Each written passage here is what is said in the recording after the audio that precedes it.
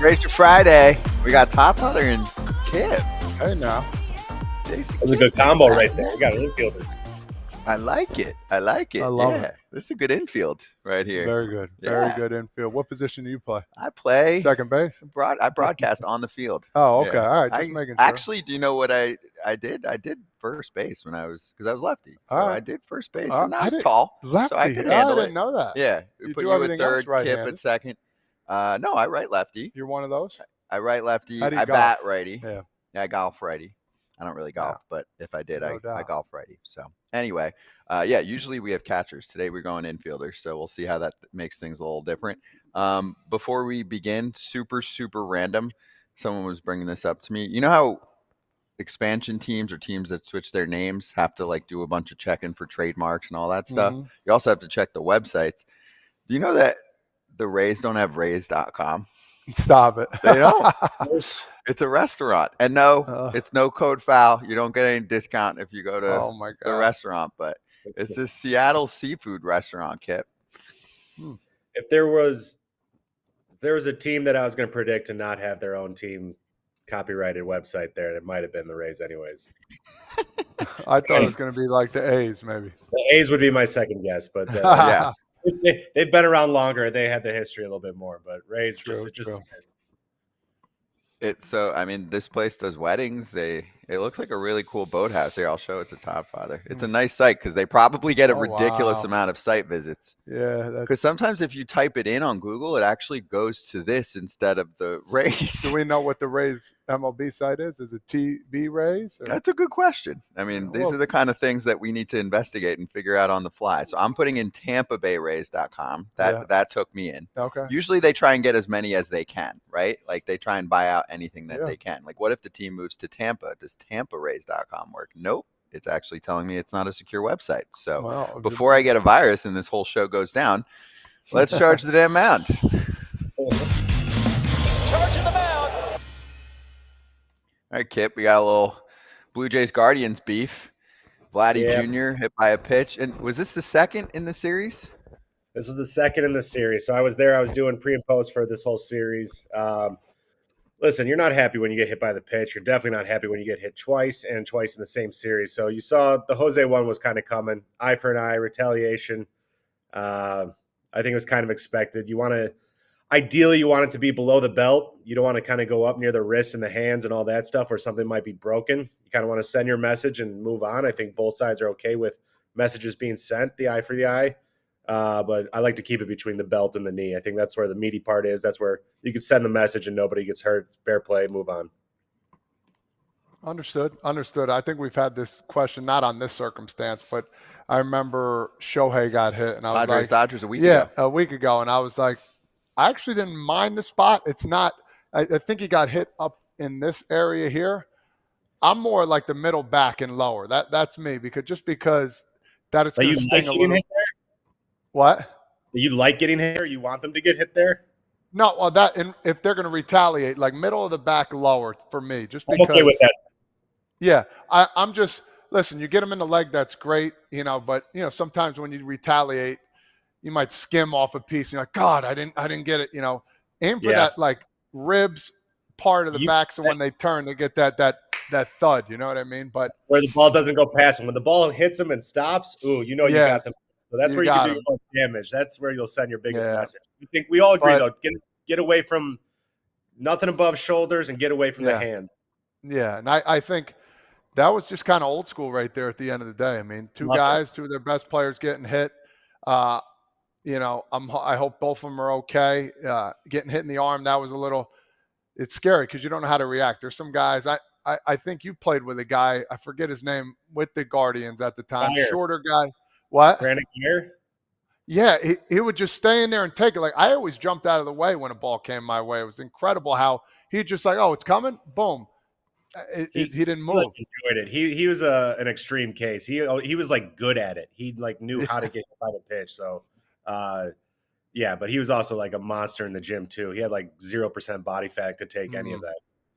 It's kind of how Scott is right now. It was part of his game. I could have made it. I just stand on the plate and just bicep out there hoping just, hey, hit one of these so I could show it off more. To Happy Gilmore it. Just take the hit. Hey, Brandon Guyer, I'm trying to look up because he had actually more ABs than I thought. 12, almost 1,300 ABs, almost 1,500 plate appearances. Where's my HBP here? 85 career HBPs, hit by a pitch 85 times in 7 seasons, 500-ish games, 1,500 plate appearances. I'll be honest with you. Go ahead. Go ahead, Kip. No, I was thinking I've been hit probably in the 70s.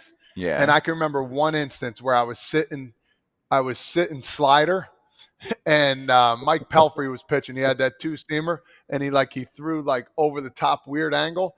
And I stood there, and it kept coming, and boom, it hit me in the arm, and I didn't move. I'm like, oh, that hurt. It hurt really bad. But I was sitting slider. I was waiting for it to slide. Like, if it was at my face, I probably would have got hit in the noggin. But that was the only time when I got hit where I was like, I didn't move or react. I felt like a hero at the time because I walked to first, but it hurt so bad. I didn't want to. You can't touch it. So. Yeah, I was going to say, Guyer's not like a Rizzo where you see him get hit a lot, where he would hang over the plate and he's just a bigger dude. He just kind of stood there.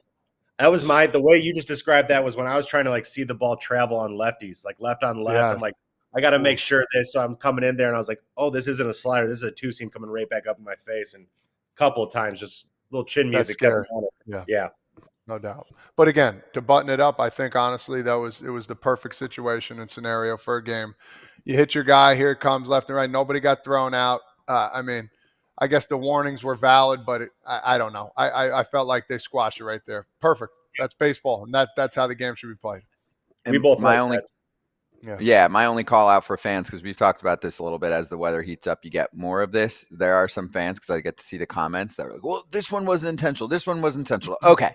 If a star's getting hit multiple times, what would you like the team to do? Bow down or call the front office, be like, hey, you should option that guy that doesn't have his control. Like, this is the only way. If you have a better idea, we're open to your comments. Mm-hmm. But let's step aside because we've got Spencer Schwellenbach ready to go from the Braves, joining us next on FT.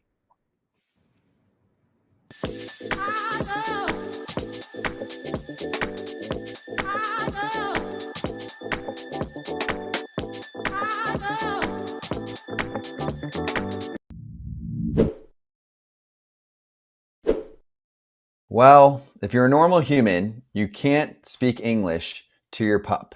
But what you can do to understand what they love, which is Spot and Tango Unkibble, is to see how they react when you put the Unkibble in the bowl. And my pup, Penelope, loves it. So does Bella. Well, Bella speaks Spanish, so she says, muy bien. I love this stuff. She says, wow, Dad, thanks for creating a custom plan based on my age, weight, breed, and activity level. You nailed it. And also, it's made with 100% whole fresh ingredients like real USDA meats, fruits, and veggies, but it's 40% less expensive than frozen food. So upgrade your pet's bowl with Spot and Tango Unkibble. And for a limited time, go to spotandtango.com/foul and use code FOUL for 50% off your first order. That's spotandtango.com/foul. Code FOUL to get 50% off your first order. Hey, while we got 2 minutes here, there were other beefy moments yesterday, Wilmer Flores and the Marlins, but the one we'll get to here, Wilson Contreras and the Chicago Cubs, his old boys, he didn't like how, obviously here it is, a pitch got in real tight, hit him, and so he, made some gestures at give me the name. I'm blanking on the closer. Palencia for the Cubs. Okay. Then Palencia closes it out and looks back at him like, take it. And Contreras basically apologized post-game. He said, last year I got 2 broken bones. I know he's not trying to hit anybody there. I know I react the way I react. Again, no, he's not trying to. He just told him throw strikes. He said, my reaction was bad. I take that back. I apologize to the Cubs. So all good. No, listen. It was up by his face. Okay, that we just had this whole conversation about it. Anything up by that face area, you have a right to say something. Excuse me, or move on. But I think it's very scary up by the face. He's had some injuries there before. I love how he apologizes in the heat of the moment. Palencia, he got excited at the end, won the game, struck the guy out, looked at you, and I think another case of great job. I'm glad he apologized. That's nice. Didn't have to. And then move on. That's it. And this is what, baseball's about. I don't think they hate each other. I think if they saw each other before game, they'd probably say, "Hey, man, how silly was that yesterday? I didn't mean to. You didn't mean to. Blah blah blah." That's baseball. A little argument here and there is fine, but up by the face is when we start talking a little bit more, Scott. I'm with you.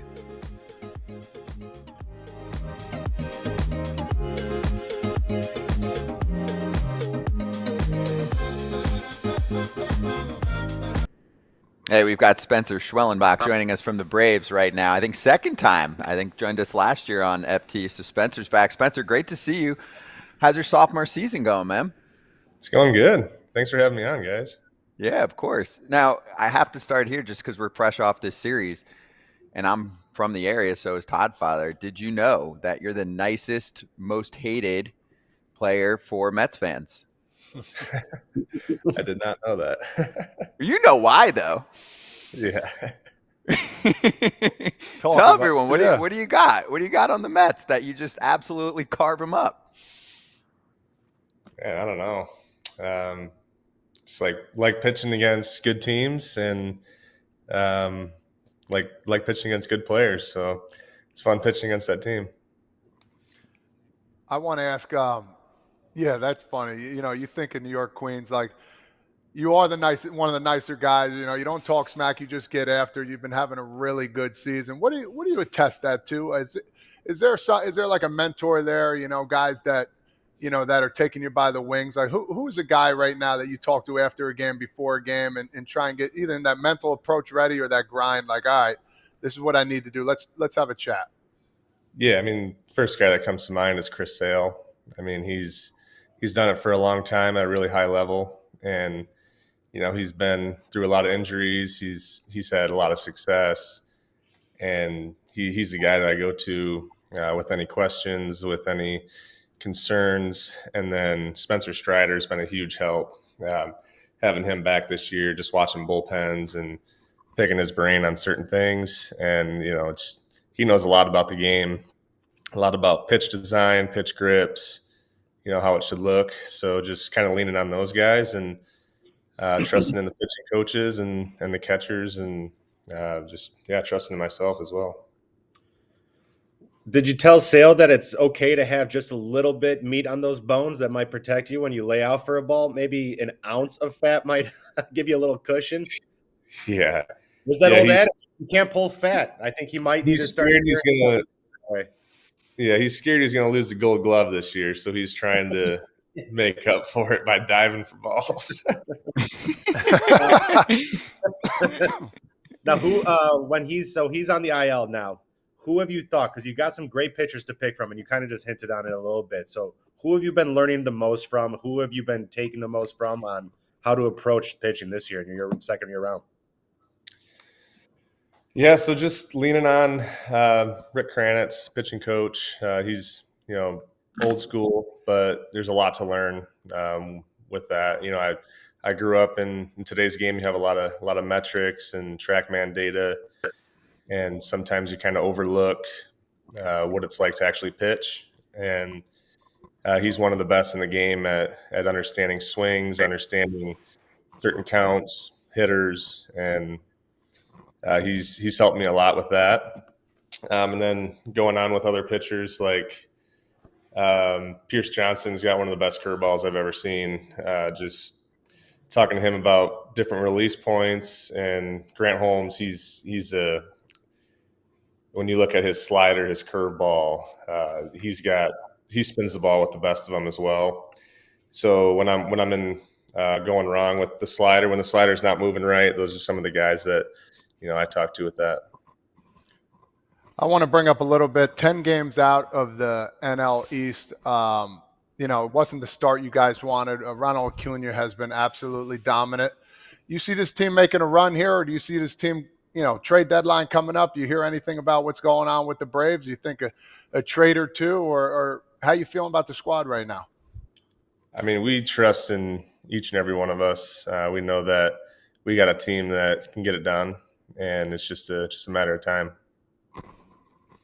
Spencer, the All-Star game's coming up. Obviously, it's in Atlanta, and speaking of Acuna, he's going to be doing the Derby there, which is cool.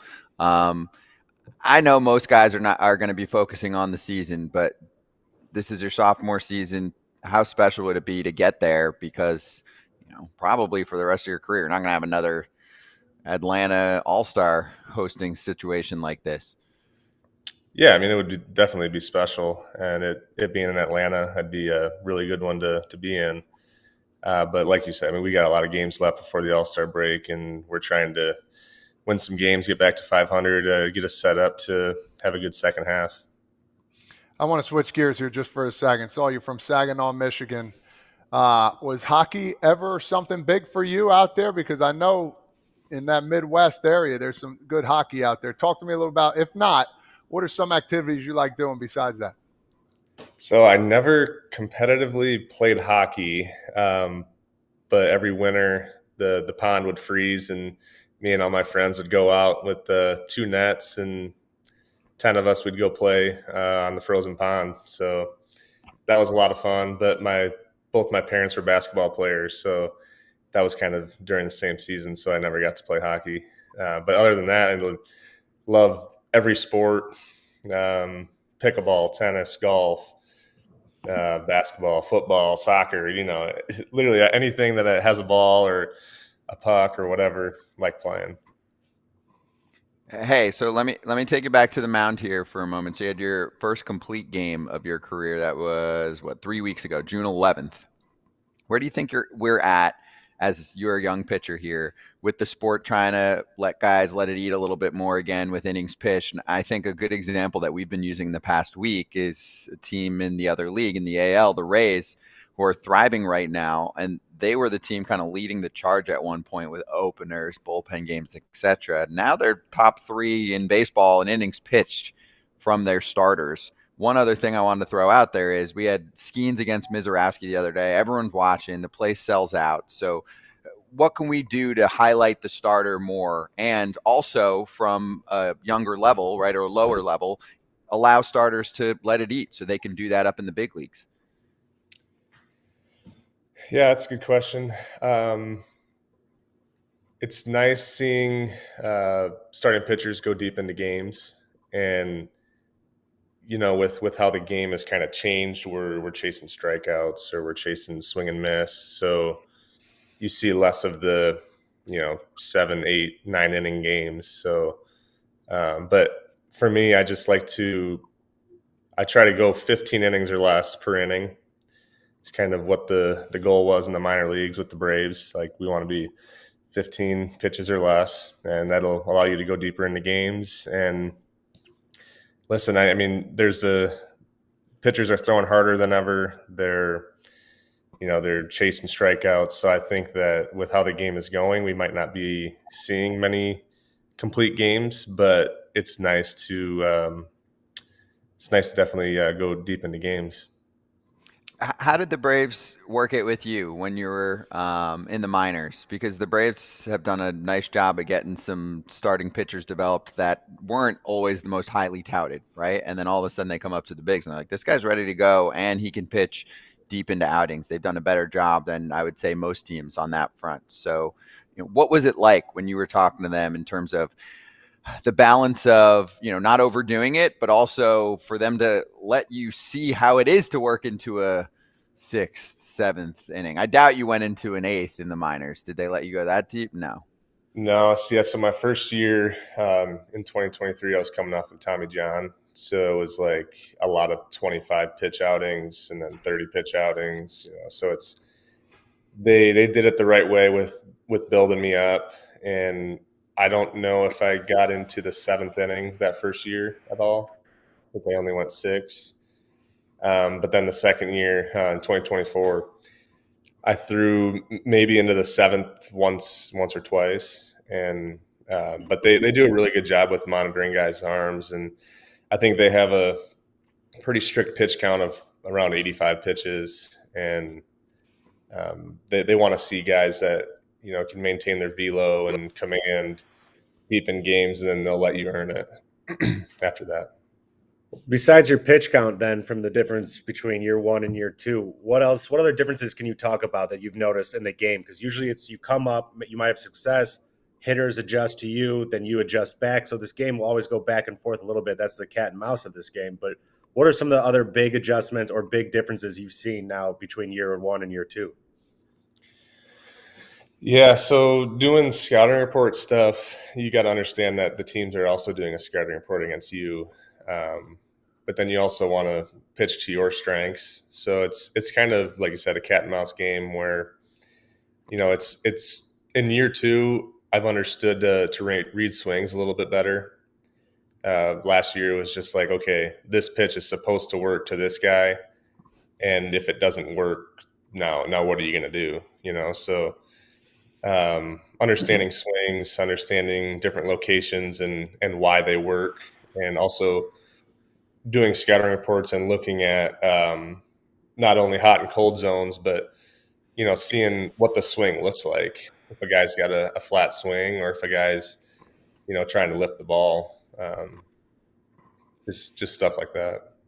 Now, if you have a pitch that you think is going to work against a specific guy and you go to it and he nails it, you're like, you got him to chase.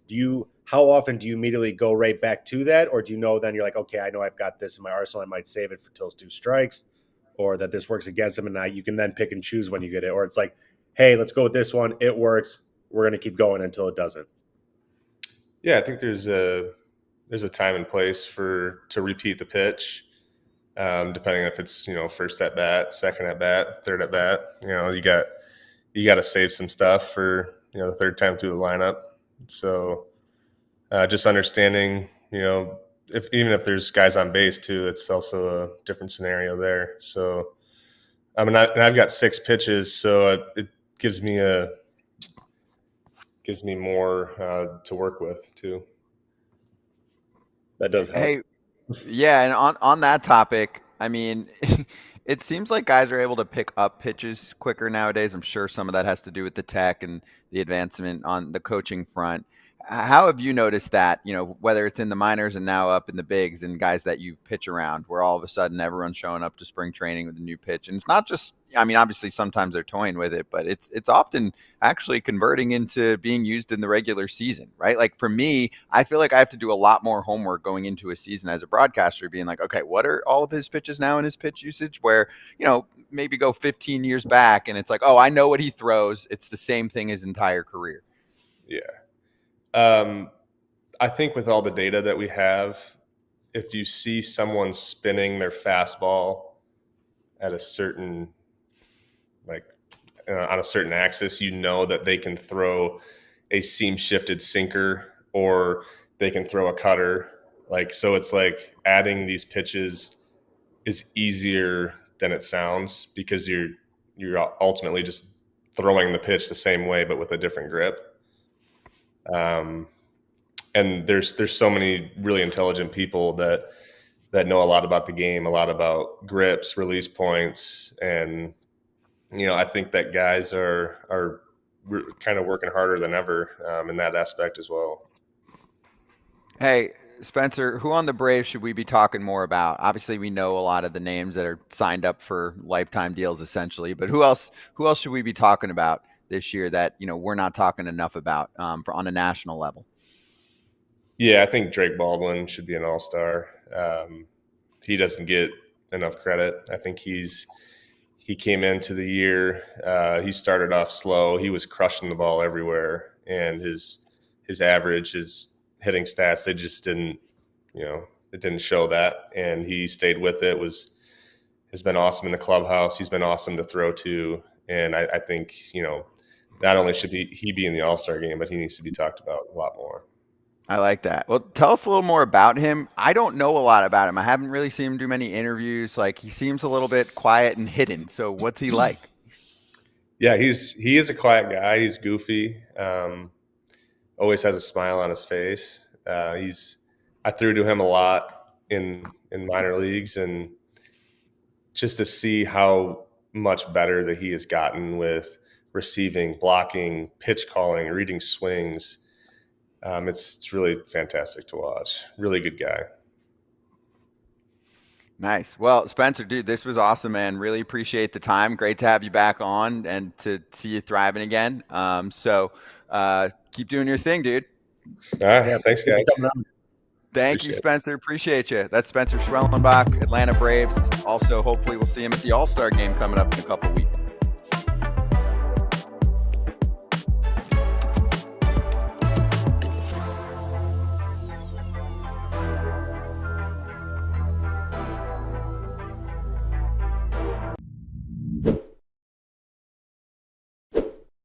Kratz, real talk. I do not carry cash around me, but what I do carry around on my phone is Cash App. Easy peasy. Like I said before, anytime Scott can pay for the tab, that is good. And it's always right there. Fast, easy, always available. Yeah. Oh, my credit card's not working, or oh, I didn't bring cash with me. There's no more alligator arms. Do you have your phone? Most people have their phone. So use Cash App. It's secure and safe. There's no waiting around. It is a super, super easy sign-up process. You can sign up quicker than you can listen to Kratz and I talk about Cash App. For a limited time only for the FT fam, new Cash App users can use our exclusive code to earn some additional cash. For real, no catch. Just download Cash App and sign up. Use our exclusive referral code TERRITORY in your profile. Send $5 to a friend within 14 days, and you'll get $10 dropped right into your account. Terms apply. That's money. That's Cash App. Hey, how about this one from Ryan Bass, who covers the Rays? No Rays were named as finalists for the 2025 All-Star Game. He mentioned Jonathan Aranda, Junior Caminero, who was on the show the other day, Brandon Lau. Despite better numbers than the finalists, missed out due to fan voting. They could all still go as reserves, but he said Aranda definitely deserved to start. I mean, it's a popularity contest. That's part of it. Mm-hmm. Fans like to be able to participate. Obviously, Kip, the league likes the participation. They literally make millions of dollars off the clicks on the website. Welcome to small market. I mean, I had to deal with that for a lot of time, and Todd dealt with it for a good amount too, where it's just like you're never going to get that nationwide vote or the fan vote just because you don't play in front of as many people. You don't get as many eyes on you. People will know your name and all that stuff, and they're going to vote for their people that they see on TV if there's ever a coin flip between maybe a deserving guy at a small market or a big market guy, but that's just kind of how it plays out. I think also I want to hit it back on this real quick, though. To be able to play at an All-Star game in your home place, I was pissed off that I didn't get to do it in 19. I didn't deserve to. I wasn't having a great year. But I want to give him his flowers. My first All-Star game was in Cincinnati, where I got to see Todd win the home run derby, and it was one of the coolest things I got to witness live. So it's got to be such a rush to play in front of the home crowd. You're not kidding, bro. And doing the home run derby, hey, I did the buzzer beater. Excuse me. Yeah, I know. Hey, you did banana ball too a couple times, right? I appreciate you thinking banana ball is equivalent to winning the home run derby at your home stadium. Hey, listen, it was a blast, bro. I want to do it every day. You both had fun. It.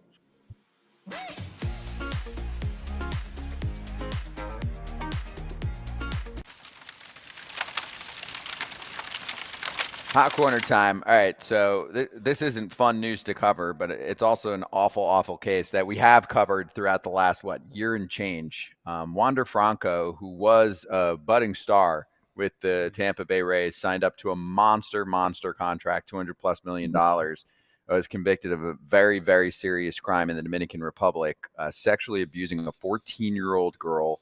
He was convicted by a Dominican court. We got that sentencing on Thursday afternoon. He was given a suspended 2-year prison sentence. So it sounds like I don't know that whole legal system there. Obviously, that's not my specialty, but it doesn't sound like he has to serve prison time at the moment. The mother of the victim received a 10-year sentence for sexually trafficking her daughter. Prosecutors were going after a 5-year sentence. The judge said Franco would not serve further prison time unless he ran afoul of certain conditions, including not contacting minors with sexual intentions. MLB's investigation into all of it is still open, and he could be further disciplined under the domestic violence, sexual assault, and child abuse policy. Okay, so we had been talking about this for a while. We got an answer, and number one, awful. He's a criminal. Awful. Yeah. Convicted of a terrible crime.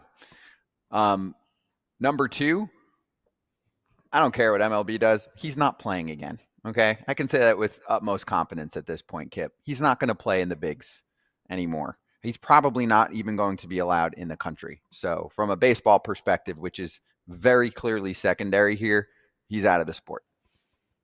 Doesn't deserve to. It's a privilege to be able to play in the MLB, and I think that comes with the responsibility to hold yourself to a higher level of a standard, which he clearly did not met. The mother getting 10 years too. I think, listen, we're gonna report it because it's news and it has to do with it because he used to be a player of who he is. But if I guess, you're gonna start hearing his name less and less, and where it's just not going to be a thing to even give updates on him anymore because I just don't think he's going to be part of the baseball world much longer. Yeah, that's what I'll be short and sweet. I was going to just say that there's, it was crazy what happened. It's not good. It's sad, to be honest with you. So, to give any more updates about this is just not even worth it anymore. Just a sad day for that 14-year-old girl. Yeah.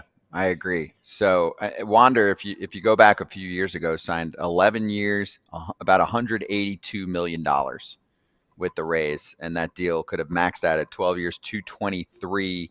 There was a 12th year option there. Just a long time, massive deal. Most of that money is not going to be paid out to, for fans that are curious, like, if he's not playing, he was on the restricted list for a while, and now obviously he's not going to be able to play for really forever. MLB, I'm sure, will come out with their own punishment kit, but again, it's not going to matter. He's not a citizen. They're not going to let him back in. He's a child sex offender. Yeah. Okay. I think anyway, move on. Yeah, you move on. Obviously, the Rays move on. Yes, if you go years back, he was supposed to be their superstar. They invested a lot of money in him. The Rays have very clearly moved on. Okay, they don't talk about it. They have a really good ball club. They've moved on. They have other young stars that they'll pay attention to. They've done a good job of handling it. I think, like, in the sense that it's not something that you're prepared for. There's no book on how to handle this situation. I think they just did a good job of, like, they distanced themselves as fast as possible, kind of, because they saw the writing on the wall. Yeah. I mean, not in this. Obviously, this is a criminal case, it was a mess, but there were some issues that were arising there. I'll put it that way, with Wander within the clubhouse towards the end of his tenure there with the Rays. So just a troubled person and essentially gone from our sport. All right, let's get to some other crappy news. Griffin Canning left in the top of the third inning. I was watching this game. I mean, a lot of people were, because it was the only game on a Thursday night. Braves and Mets matching up. Canning having a really good year, bounce back year with the Mets. And it looks like a left Achilles injury, Todd Father. So we haven't gotten any word yet on how bad it is. But the Mets lost Tyler McGill, right elbow sprain. They lost Kodai Senga to a right hammy strain. And now Canning's definitely going to miss some time. You hope that it's not, the really bad Achilles news. I mean, you see these injuries on just stepping back and going. It's just a reaction. I don't understand it. You see it happen in the NBA a lot. You see a couple. I think of Ryan Howard coming out of the box, the last at bat in the World Series. Yeah, man, these guys are all in shape. It's just unfortunate. It's just a weird reaction your body wasn't ready for, and we're hoping for the best. I'm sure they know exactly what's going on right now. Hopefully, we'll hear about it in the upcoming day or two here. But when you see something like this now, the only thing you really think about is an Achilles. That's all you think about. And, we're speculating, of course, but we've seen it happen too many times. When someone goes step and, go a different direction, seems like the calf pops, but it starts from below the ankle area. So praying for the guy, man. This would be a really tough and bad break for the Mets. Yeah, those videos are not fun to watch when you see it. And a lot of times a player looks back like they thought they got hit by something, and it's scary. It's unfortunate. You hope it's not what it is. It just doesn't look good right now. But fingers crossed that it's better than what it looked like, because it didn't look good. I was excited for this start for him too. Obviously, he only made it a few innings in. So first off, he's a LA kid, and he pitched maybe a few weeks ago when the Mets were taking on the Dodgers, and he friggin' dealt. He's been doing it. Yeah, and then so that one had extra meaning, and then Kip, so did this one. And as a betting man, I'm like, yeah, I did okay. It wasn't my lock, but I threw some money down on the Mets. I'm like, hold up. Griffin Canning was traded from the Angels to the Braves in the offseason in that Jorge Soler deal, which ended up just being a money dump because the Braves cut Canning. and then the Mets picked him up. So you know how that is, Kip. I mean, he has a little extra juice when he's pitching against a team that didn't even give him a shot, right? He probably thought at one point, okay, this team's trading for me. I'm going to get a change of scenery, and I'm going to try and put things together because he's got a lot of pitches. And nope, Braves cut him loose. Mets of all teams pick him up, and he's got a sub, 3.77. I know he had a couple starts towards the end here that weren't as good, but I mean, been in the 3.5 range ERA in his first 16 starts this season after I think like a 5.5 last year. You can always tell. We talked about it a little bit off air before the show came out. It's like I was in Cleveland for this last series. There's a couple guys on Toronto, former Cleveland players, whether it's Ernie Clement, Jimenez, Straw, and it's like they're all Will Benson on the Reds, I think, had a great series versus Cleveland. It's like when you go to a different team and you're playing your old team, there is just a little bit more. It's not like anything against the fans. It's not something like that. There's just that little oomph where you're like trying to show them they're like, this is what you missed. This is like, don't you look stupid or feel stupid now. It's added motivation that just helps you kind of lock in for that game, I guess. So you always see these players kind of play better when they go against their former team. Yep. Yeah. Mets, they've got a pitching machine going right now, right? Their pitching program's really working well. There's some guys that have gone over there the last couple of years and shined. So here they are. Mets a half game better than the Phillies right now in the East. They're 48 and 34. Yeah, it's tight. It's tight at the top there. But now that they've lost 3 starters in the last couple weeks, Todd Father concerned or Montas just came back. Manaea had a setback, but hopefully he's coming back soon too. Concern level? Very. Really? Yeah, I'm a little bit concerned. The injury is a bummer. I mean, yesterday they looked good. The Mets, when we were talking at the beginning of the year, just one of those teams, just like the Yankees too. I don't want to bring them up, but you looked at the pitcher and you had an injury. I know they had certain guys that needed to step up, and they did. But if you were a Mets fan saying where you were coming into the beginning of the year, you would take this all day, every day. But you can't have any more of these injuries. These are big. These guys have been playing very well. They won a good game yesterday. They didn't win the series. So they've kind of gone into a little bit of a lull, just like, the crosstown team. But yes, a little bit, I would say a little bit concerned, not very concerned. So I'm hoping they bounce back. There's nothing better when both New York teams are playing great, and it would be awesome to see these teams keep rolling. These races in the East are getting very, very tight, man, and nobody's talking about the Tampa Bay Rays. So here we go. Yeah.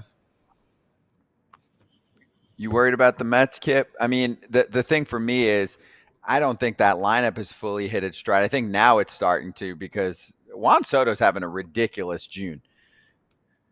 The lineups, their strength right now. That's kind of, the whole team's been playing well to get to this point. I think a good thing about, I'm just going to talk from experience here, is within our 16 team in Cleveland, which with Lindor on that though. So he was part of that where we had a bunch of injuries and it was kind of a next guy up.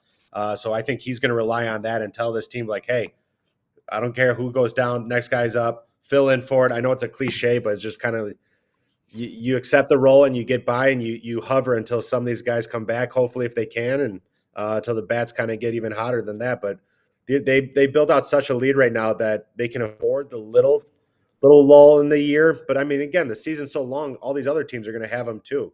So I think they're off to a great start, and I think they're in a great position right now. But there's a lot of time left for the Phillies and the Braves. I'm not even going to count out the Braves just yet. Agreed. In the division, I'm counting them out. You're not counting them out? Yeah.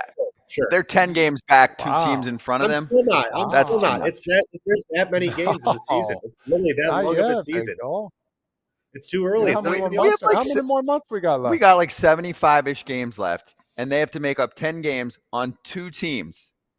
Can they make the playoffs? Absolutely, they could. Can they win the division? About 2 teams no right way. Now. If we're talking about the last month of the year, then we're talking about 2 teams. If they go on like a 10-2 spurt, all of a sudden they're going to be 5-6 out. You know what I mean? So, and if they're beating the teams like the Mets and the Phillies, so they're a 10-game spurt away from getting right back into this, in my opinion. Yeah. So they're 37 and 43.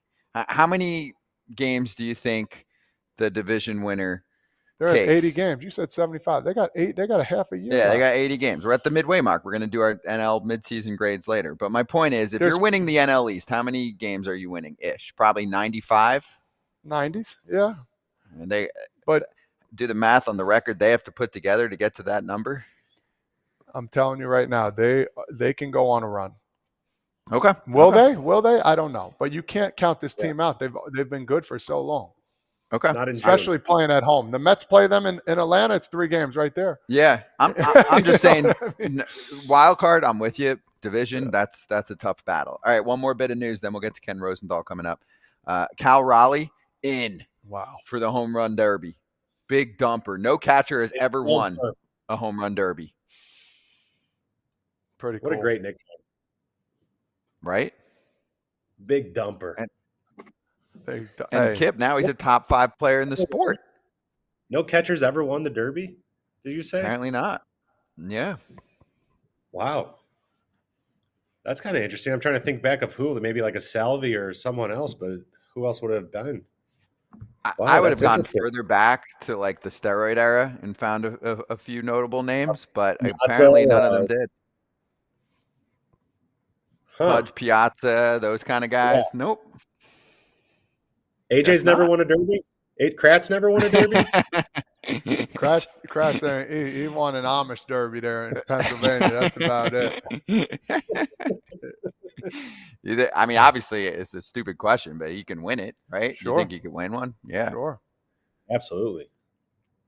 All you got to do is just one night. Get hot the one night. Yeah. There's some guys. I mean, I guess the easy one to pick on is, what was it, last year, the year before? 2 years ago, I think it was. Mookie was in, and you're just like, man, this guy's got pop, but it's not that kind of pop. Like, he doesn't look like he belongs with that group, even though he's one of the best baseball players. If there's like a pitcher on the mound throwing 97 and all those guys were in it, Mookie might be the favorite. Right. But my one home run derby story is I won one in a summer league under an alias. One of my teammates couldn't make it, or he went home or didn't know he was in the derby. I forget. It was in this Virginia Valley League.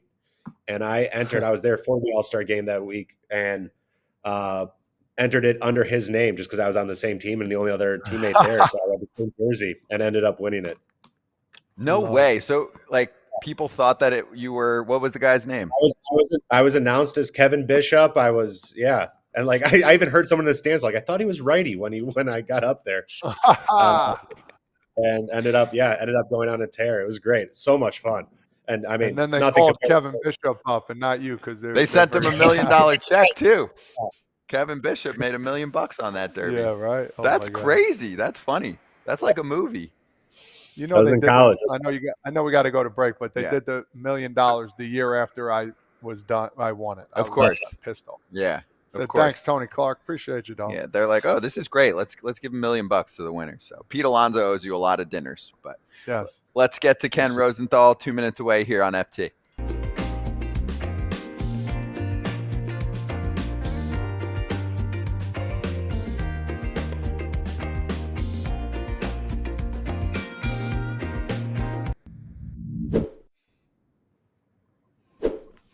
If you're a card collector, even if you're not, and you just want to find a new way to collect, Arena Club is the spot. AJ just opened up a slab pack. He screen recorded on his phone so you can all see what he just experienced. Take us through it. It was simple. I just clicked on which slab pack I wanted, clicked buy now, boom, bought it. Card little pack starts spinning. You hit open, and then it goes all psychedelic on you. It gets a little funky. And then the card appears, and I got a Robin Yount rookie card. Yeah, you did. Pretty awesome. And then right after that experience, I saw the little buyback, and you said, nah, we're going to hold on to this for now. I'm going to hold on to this. Robin Yount's in the Hall of Fame. He's not getting any more rookie cards, so I'm going to stick with it for a little bit and see if the price might start going up a little bit. Yep, you can track that. And, of course, if you do want to do the buyback, then you can instantly sell it right back to Arena Club, get yourself another slab pack, buy a card, whatever it is. This is the spot for collectors these days. And you can use the code FOUL, F-O-U-L, to get yourself 20% off your first slab pack or card purchase at arenaclub.com/foul. All right, about a minute away from Ken. AL Phase 2. So who advanced for the American League side for this All-Star voting? We're going to spend a minute or two here, then we'll do the National League later on. But you've got Kirk against Raleigh for catcher. I think that one's pretty obvious, guys. What about Vladdy Jr. versus Goldschmidt? Just give me quick hitters. Who you got? I would say Vladdy because Goldie's not playing as much right now. Yep. Vladdy. Gleyber Torres versus Jackson Holiday. That's a good one. Oh, boy. Jackson. I think Gleyber's had a good year too. Jacob Wilson versus Bobby Witt Jr. Wilson's having just as good of a year, but good luck. Bobby Witt. Yeah. So wait, so round 1 is just strictly fan voting? Round 2 is also fan voting, but now they narrow it down so they can make more money and make you vote 90 more times. So now it's just these two matching up against each other. Alex Bregman against Jose Ramirez. I mean, J-Ram should take it just because Bregman's missed most of the first half, or at least half the first half now, no? Agreed. I'd kind of like to go into the All-Star voting a little bit. I'd almost like to see the guys who deserve to be All-Stars be in, and then the fans can vote the reserves rather than flip-flopped. Because it's cool. There's actual stuff in there where it's like, hey, I deserve to be an All-Star. I have a bonus on this. Why is this? Because a popular vote. So I think the players who deserve to be in there should be in there. I think they should have player vote. You said player voting. Is that what you said? Or I didn't hear you. I'm sorry. Yes, player voting or just, sure. So I think it's great, but don't have that team of the player vote. You know what I mean? Yeah. They can't. Take them out of it. Take the team out. Yeah. Agreed. Okay. Yeah.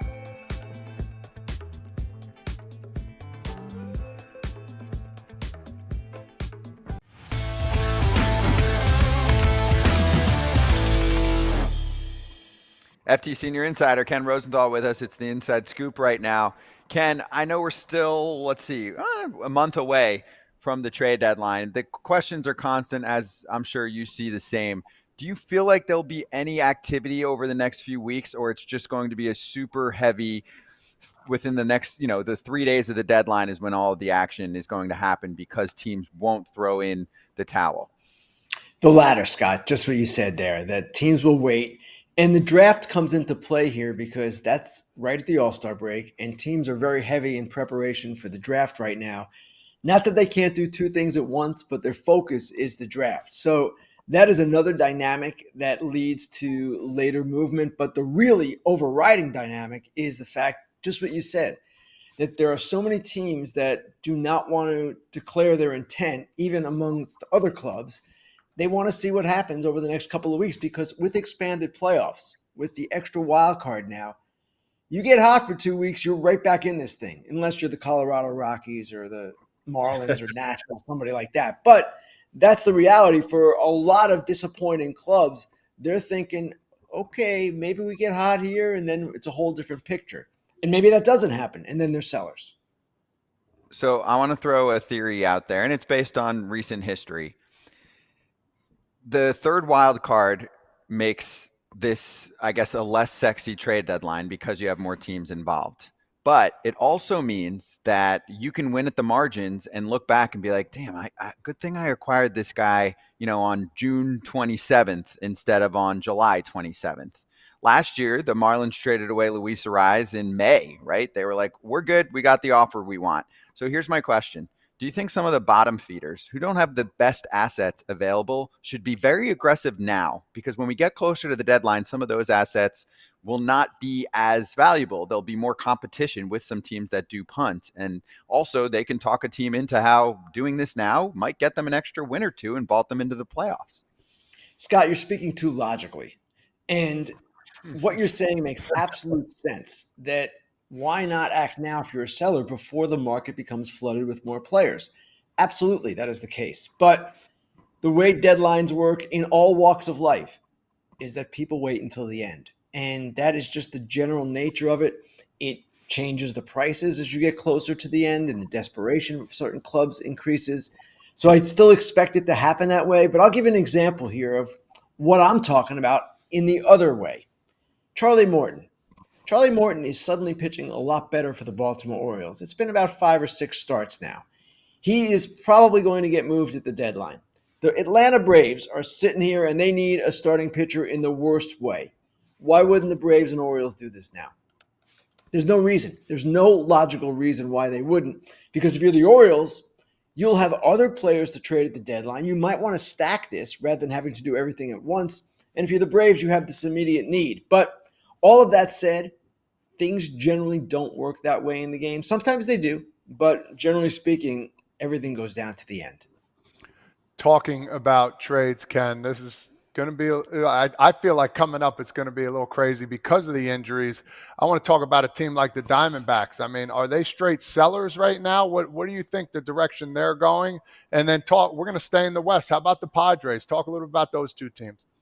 Neither of those teams is a straight seller. And in fact, I would be surprised if either sold.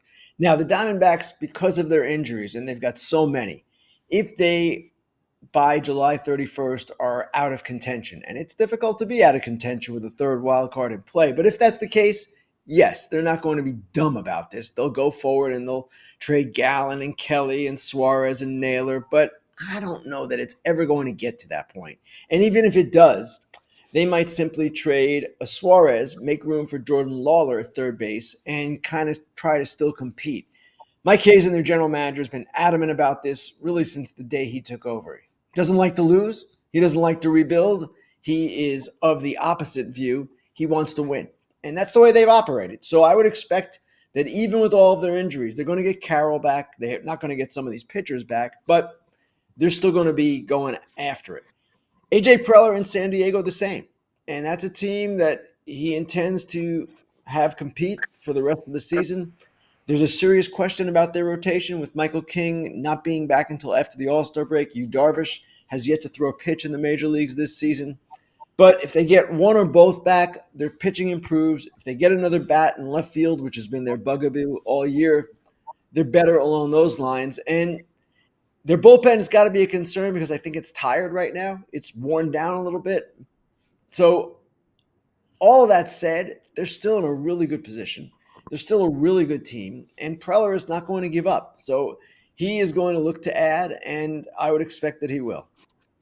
Let's get to some definites. You wrote in your latest notes column, which came out this morning in The Athletic. I encourage everyone to check it out, but we'll give everyone a taste right now. Marlins, Pirates. What do you have for us on those two? The Marlins have two starting pitchers that are going to attract attention, Sandy Alcantara and Edward Cabrera. Now, Alcantara has pitched better his last 4 or 5 starts. He's looking like the Alcantara of old. And then Cabrera is a little bit of a different guy. He's also pitching well. He actually is in the middle of his best year. He's a lot less expensive than Sandy is. He is a guy making $1.95 million this year. He has 3 more years of arbitration remaining. So the Marlins probably will be more inclined to trade Alcantara if all things are equal. He's got $17 million this year. He's in the middle of $17 next year, and then a $21 million club option. They might not be competitive by the time his deal is up, or at least the guaranteed portion. They probably wouldn't be. But with Edward Cabrera, they might be competitive. They should be competitive if all goes according to plan by the time he is a free agent, and he could be contributing to competing teams with them. That said, they're the Marlins. They're never going to turn away necessarily from listening on pitchers, or any players for that matter. I just expect that it might be more difficult to pry Cabrera away than Alcantara. The Pirates, I wrote about Mitch Keller. And Mitch Keller is a guy we all know. He's 1-10, but his ERA is around 4. He's pitched much better than his supposed win-loss record, which is a reflection of poor run support. He's a guy that signed a 5-year, $77 million extension with them just 18 months ago or so. He's a guy they don't necessarily need to trade financially, but he's making $16 million next year. He's going to command a sizable chunk of their payroll. They've got young pitching coming, big-time young pitching coming. They've got Jared Jones coming back. They also have a situation where their offense is horrid. Not bad, horrid. So if you could trade Mitch Keller for offensive pieces and maybe then redirect the money that you're saving to further your offense, that to me would seem to be a smart thing to do.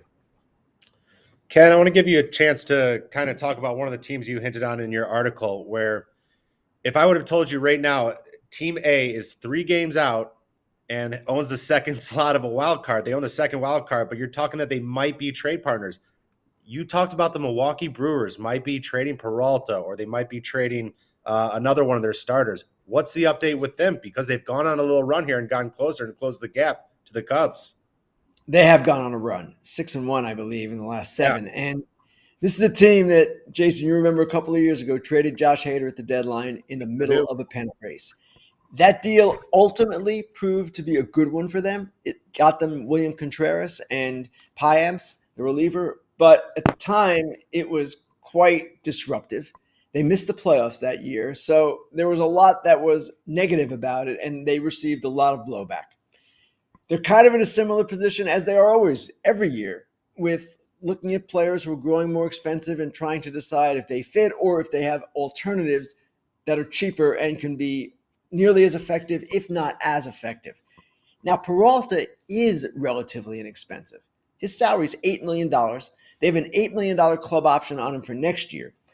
The difference here with the Brewers, and what's so interesting about them, is that they're the one team in the game that seems to have something of a surplus of starting pitching. Now, I know that when I say that, it could disappear tomorrow, but Brandon Woodruff and Nestor Cortez Jr. are coming off the injured list at some point after the break, most likely.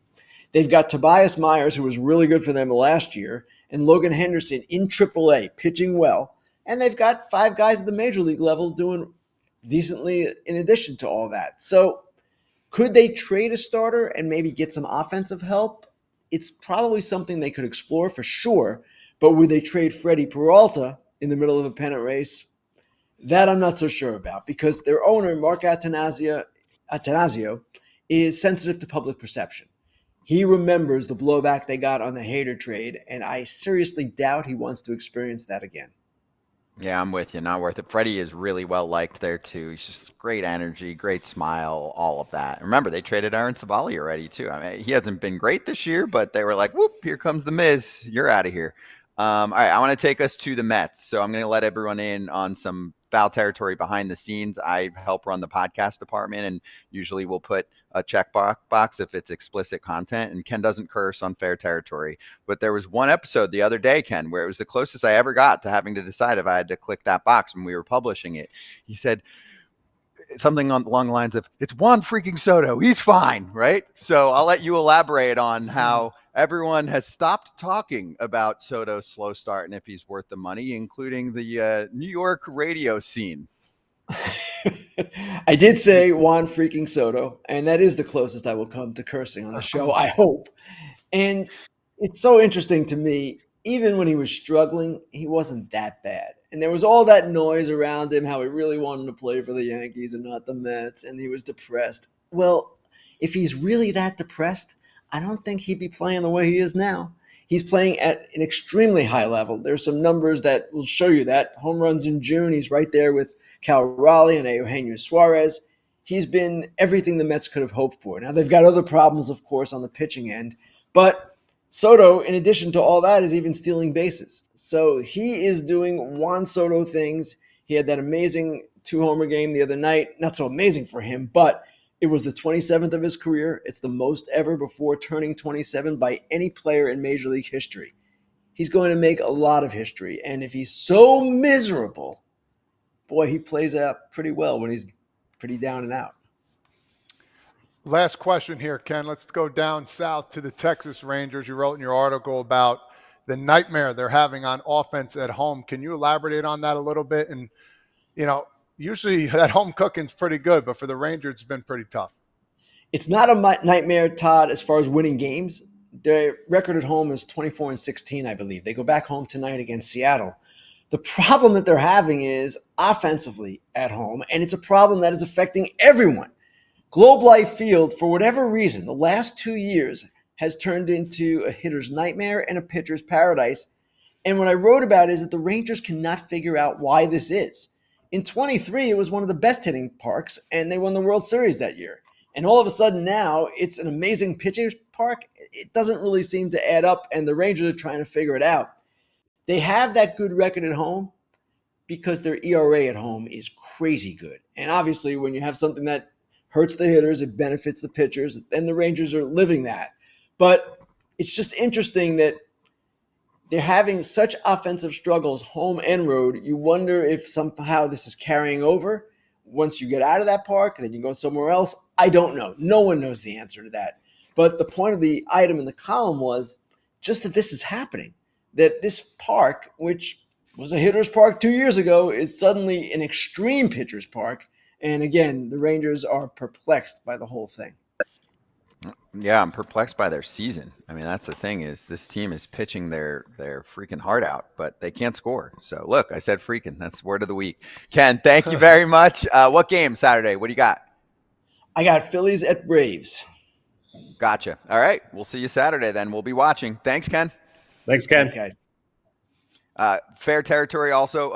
You had yesterday's episode, which covered a lot of the Rays ballpark situation. Ken also wrote about that in The Athletic. But if you want to learn more about that, we covered it yesterday on Foul Territory. Get Ken's take with Alana, among many other topics. And then he's back on Monday live. This is the time of year. I know if you have trade questions, bring them on Grillin' Ken. We will be back with National League midseason grades.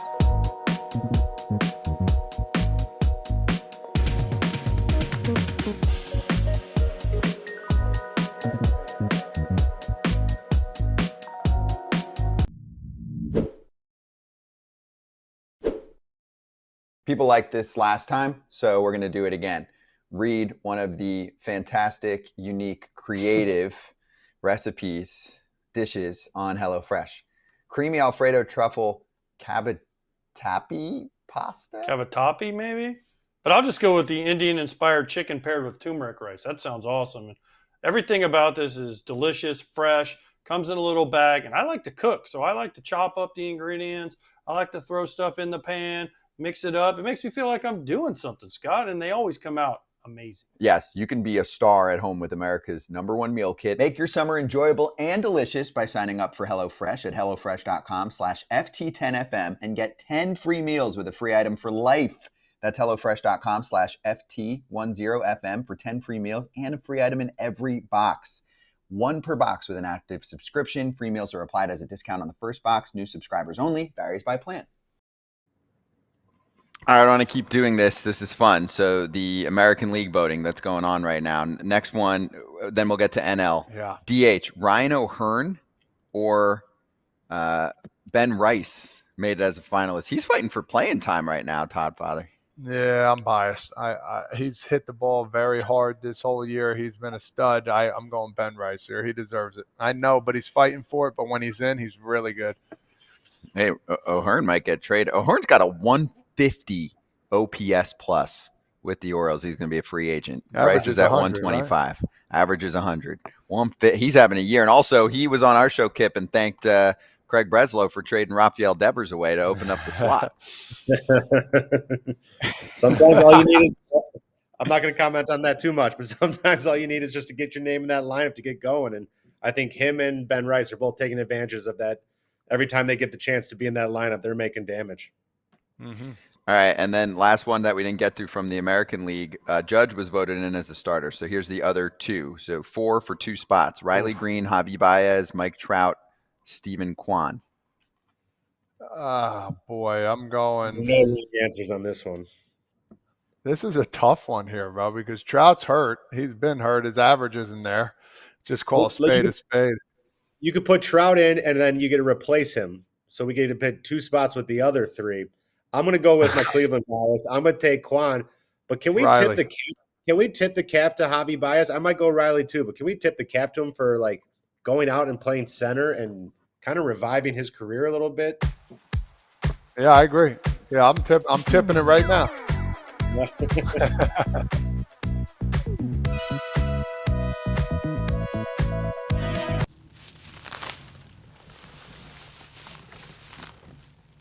First half grades. We're at the midseason mark. Let's cover the National League.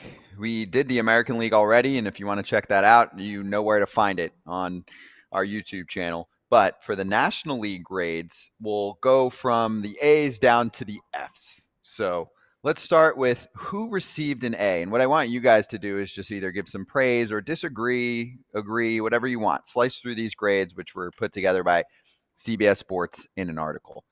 The Cubs get an A. The Dodgers get an A. The Brewers get an A.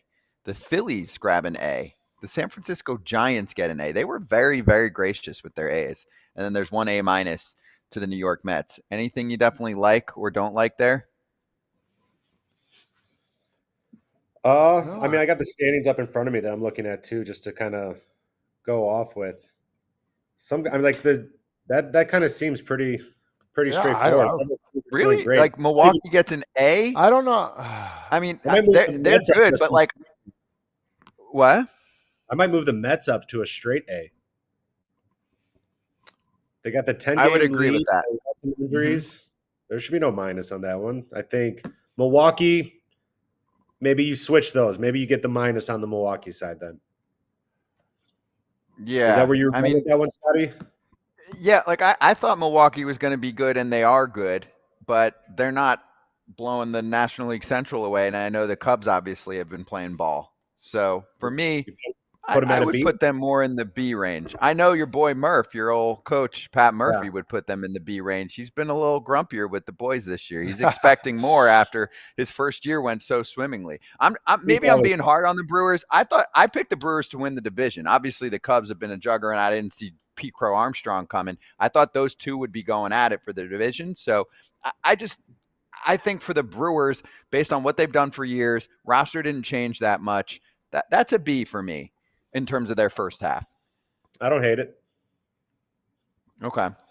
And then you want to move to the Bs? Yeah, let's. I mean, San Diego and San Fran, they're not that too far apart. Like, I don't know. I felt like but this has to do with expectations. So these grades are given out based on what they thought teams were going to do, right? And what public perception was, and then how it performed. Okay. So for people, they're like, oh, I didn't. A lot of people had the Giants as the fourth best team in the National League West, and they've certainly exceeded expectations. Okay. You got to give the front office credit for Devers. So here's the Bs. The Padres get a B. The Reds get a B minus. And the St. Louis Cardinals get a B plus. See, actually, for me, I'd move the Reds up. You would move the Reds up? I would move the Reds down to a C plus. I would move them down. C plus. C plus, yeah. Maybe I guess I just had lower expectations off the jump for them. That could be it. Well, yeah, that's 100%. If it was expectations for the Reds, a lot of people are choosing them to win the division. They're what, 6? I got it right here. They're 6.5. And what's their record? They're like 500, right? Yeah, they're 2.5 out of the wild card. They're 42-39. I would say a C plus. Yeah, I'm going C for the Reds. Okay. How about for me? The Cardinals getting a B plus. See, I think that's a team that deserved to be in the A's because most people thought the Cardinals were going to suck this year, and they do not suck. You're right. They're only one game out of the wild card too. So if we're giving San Francisco an A, right? There's a little bit of gracious grading here, Kip. The Cardinals were supposed to be worse than the Giants, according to many. And the Cardinals are in the thick of it. So I know they took a step back since their hot start, but they're still in the thick of a wild card race. I would throw an A their way. I feel like this is the kind of Cardinals team they were expecting out of them last year. That's why it was such a letdown last year for them. Right, and then they keep the same roster. They roll it out again this year, and it's much better. I mean, obviously, when you're plugging in computer models, and last year didn't go well, they dinged them and brought them down a notch. But there's guys who took another step forward. So there's your list on the A's and the B's, and let's start to get to the crap. So here's your C's, okay? And one team for me stands out in this group. All three of them do for me. Okay, so the Diamondbacks get a C minus. The Nationals get a C minus. The Marlins get a C minus. They all should be lower. They all should be lower? The Diamondbacks are in the wild card race, and they don't have half their pitching staff anymore. The Diamondbacks are 3 games out. Of a wild card? I don't think they're making it. I don't think. I know, but we're not predicting. You're talking about expectations. The expectations, they should be one of the top teams in that division. You're right. I would give the Nationals struggle bus, Miami struggle bus. I see them all as a D. But you thought the Marlins were going to be bad, and they're bad. Yeah, but they're not as bad. So maybe that's how they explain their grading. They're 12.5 out. 9 of a wild card. 11 games under 500. Yeah. No, wild card? No. They are 9.5. Pretty much the same. Right. So to me, okay. C minus I can see. The Nationals were supposed to be a little bit better than this, and they're in a similar spot. No? Yeah, no, they're right. They're right there too. The Nationals are 11.5 games out, so they're actually behind that. That's a D for me. All 3 D. This is off expectations. Yes, like what you thought of these teams going into the season. Like, I'll give you the perfect example. What CBS Sports thought. Right. What CBS Sports thought. But Kip, yesterday when we did the AL, the White Sox got like a B or a B minus because they were like, we thought you get rid of Crochet, they might be even worse, and they're bad, but they're not the worst team ever. That's what I'm going to say, where it's like, is Colorado and Pittsburgh like C's because they're exactly where we thought they might be kind of. Yeah, you're right. That makes sense. Well, that's the end of it. Yeah. Okay. So do you have any problems though? Arizona, Washington, Miami, and then I'll get to the 3 Fs here. I'm with Todd a little bit. I think Arizona could be almost a D just because you have such high hopes coming off. What was the World Series last year? 2 years ago, but yes, I mean, excuse me. Last year though, 89 wins, and then they add they add Corbin Burns. But here's the thing. Scott tying the Diamondbacks. What? I'm just saying. I mean, I guess injury does factor in here. Don't you have them going to the World Series? I had them going. Yeah, I'm screwed. But Burns gets hurt. Justin Martinez is out for the year. I mean, they've lost half their staff. But it's fair. Like Gallen is not Gallen for the first half of the season. So there's some of that going on with the pitching staff. All right, so here's your Fs. Just have him play with the Mets. Yeah, that might happen. He loves playing. That trade might happen. Yeah. Here's your Fs. Ready? Atlanta, Colorado, Pittsburgh. So, Kip, for me, like Pittsburgh getting an F, I thought they were going to suck, and they suck. That's my case. That's what I'm saying. I get Atlanta because you had such lofty expectations. Why they're down? You give Colorado an A because they're supposed to be bad. Yeah, but they're going to be. They might be the worst team ever. Yeah, but they didn't expect to do good either. So my expectations of them is do bad. So they should get an A+. They should be the highest one. If we're going by that. But that's right. They're living up to expectations. They're exceeding expectations in terms of how bad they are. Give them 101. Yes, out of 100. What about the other two? Atlanta F because where they're supposed to be, and Pittsburgh should be in the middle of the pack, C-. Yeah, see, there you go. That's a big grade difference, though. They're getting an F. I was going to say either a D or a C- for me. We didn't expect them to be there. Not nobody, but most people aren't expecting. Paul Skeens doesn't pitch every day. No, he does not. And you just need a team to try every day too, and they don't even have that. It looks like. No, I could be singling out one person, but you guys know what I'm talking about. But it just that's just an organization that needs a complete makeover. Now, how would you feel if you've been on a team, Kip, for 5-6 years that has not been competitive the entire time period? Doesn't it start to become the norm where you're showing up to work in a different way, if that makes sense? Obviously, you're playing for your stats and for your contract and for your quote for your team, but it's not a sufficient roster. It's been like that for a long time now, and there's no buy-in from the front office. You're going to start to want out of that organization, but even before then, you're going to want to put your foot down and be like, enough is enough. Can we do something about this? As the people who are here, you're like, this isn't good enough. Can someone you got to step up and just be like, this is not good enough, guys, and go from there. But yeah, it's all roads end to you wanting out of that organization if you don't see change for 5-6 years that you've been there. And there's two things that you can muster up and do. Well, one you can muster up. You can look yourself in the mirror and say, hey, I got to play for myself here every once in a while. I got to come out and try and do my best, not worry about what everybody else is doing, or can't wait till football season comes, fantasy football, the off season. There's two drastic things you can do. How long do you want to play this game for? Because they'll just find somebody else if you're not going to push it to the envelope and get after, whether it's a ground ball, pop fly, all little things. Just give effort. It doesn't mean you got to go 100%, but just give some effort. Yeah. Trying to see any there's your final list of grades here, and trying to see if we've got anybody on here that heavily disagrees or agrees. Boo in the chat said D-back should be second. Yeah, D+, they said. Isn't D+ not an actual grade? Isn't it just D and F? Yeah, that's 100%. Is that how it works? I don't know. Yeah, I think it is. No students hey, thanks for the. Don Michael came out and said, come on, Frazier. Ben Rice has no business in the All-Star game. Well, that's a different topic. Shawn Michael, you talk a lot of Yankees on there, brother. I love you, but I have to strongly disagree with you. He needs either to be a reserve for sure. I don't have all the numbers in front of me, but I've seen with my eye. Here's Vince said,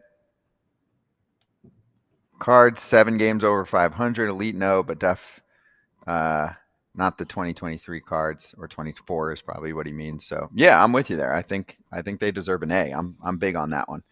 All right. So if you disagree with anything or you agree with anything from either what CBS put out or what we put out there, let us know. Thank you very much. And apparently, D+ and D- are grades. F-, never. not quite. Okay, great. Your 3 best students here on a Friday. We'll come back. We'll talk to Mark Gubicza, who's an awesome broadcaster for the Angels and former big leaguer, about where the Angels are at, because they're exceeding expectations. They're 500. They got a better record than the Red Sox, who they just swept. Watch out.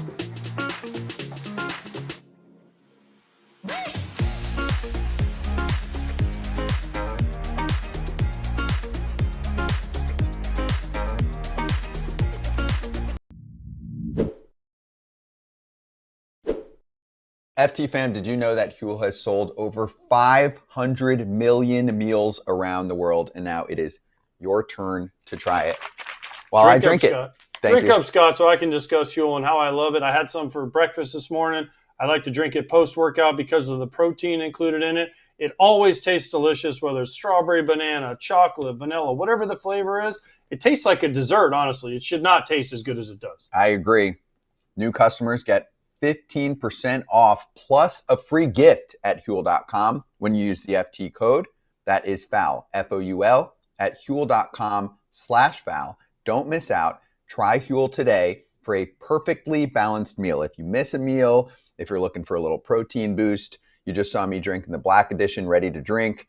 There's the vanilla flavor. I love what the chocolate brings to the table. It's really damn good. So give it a shot, FT fam. 15% off plus a free gift for new customers with the code FOUL.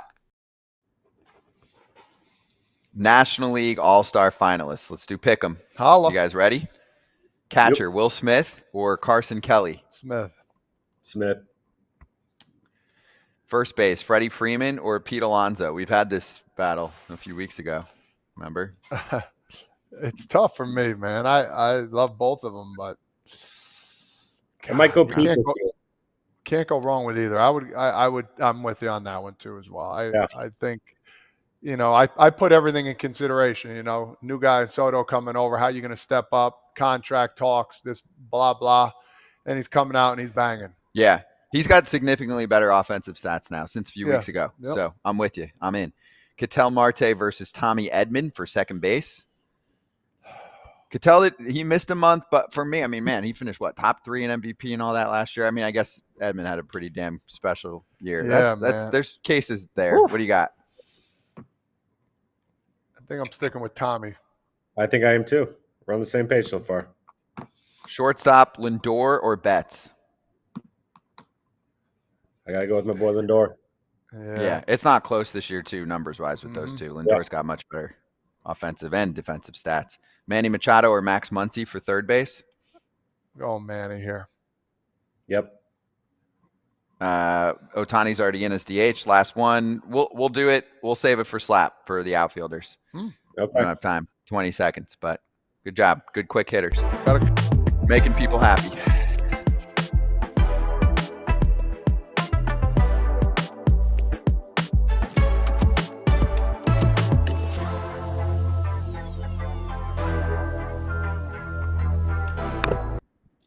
Hey, we've got former big league pitcher and current Angels broadcaster, longtime Angels broadcaster, Mark Gubicza, joining us on FT for the first time. Friend of mine, Gooby. Great to have you on, man. How you doing? Todd and Jason, what's going on, fellas? How we doing? I can see you over there. Bro. You're laughing, man. You're laughing. Long time no see, man. What's going down? I know. We were hanging out at Yankee Stadium just a few days ago, it seemed to be. I was telling these guys, I said, listen, this is the best dressed guy I've ever seen come into a stadium. He dresses better than all the ball players, man. Mm-hmm. How many top coach do you have? Do you think sitting in your closet? Oh, you know what, Todd? I'll be honest, it's probably about 15, 16 of them, I think. Just a variety of different colors. Yeah, you know what you're doing. It's a beautiful thing. Nice Gooby Blazers, right? Gooby Blazers. That could be a thing. All right. They are sharp. They are sharp. Man, that'd be sick. That'd be sick. I want to talk about this Angels team, man. from the series with the Yankees, we talk about the bullpen, how they're struggling. All of a sudden, this bullpen came in to Yankee Stadium and absolutely just did what they had to do. Talk a little about where this bullpen is now. They're a game out of the wild card. This staff has been unbelievable as of now for some reason. Yeah, Todd. I mean, when you look at first month and a half, their ERA was almost 8. It was like 7.9. And they were struggling. Kenley Jansen, I think, has a big influence on these guys because he basically tells them all, "You're ready every day," because he's ready every day. And even though he's got 462 career saves, he's got a lot of mileage on his arm. These guys are prepared to pitch every day. From Zephyr John, but the big guy for me though is Reed Detmer's been unbelievable. Brock Burke. Guys like that have been great, and Brogdon and Naris has been great cleaning up. He's been unreal coming in with guys on base. But Reed Detmer's right now, he threw a no-hitter in his career. He had an immaculate inning in his career as a starter. Initially struggled in the bullpen, but now he's 97, 98 with his fastball, and his slider's back to being unbelievably unhittable, curveball. So there's so many varieties that they can go down there to the bullpen. And, Robert Stevenson came back, threw the ball great, got a little injured again, but he should be back pretty soon. So it's going to be an even deeper bullpen. And we know in this game now, if you don't have a deep bullpen, you're not winning.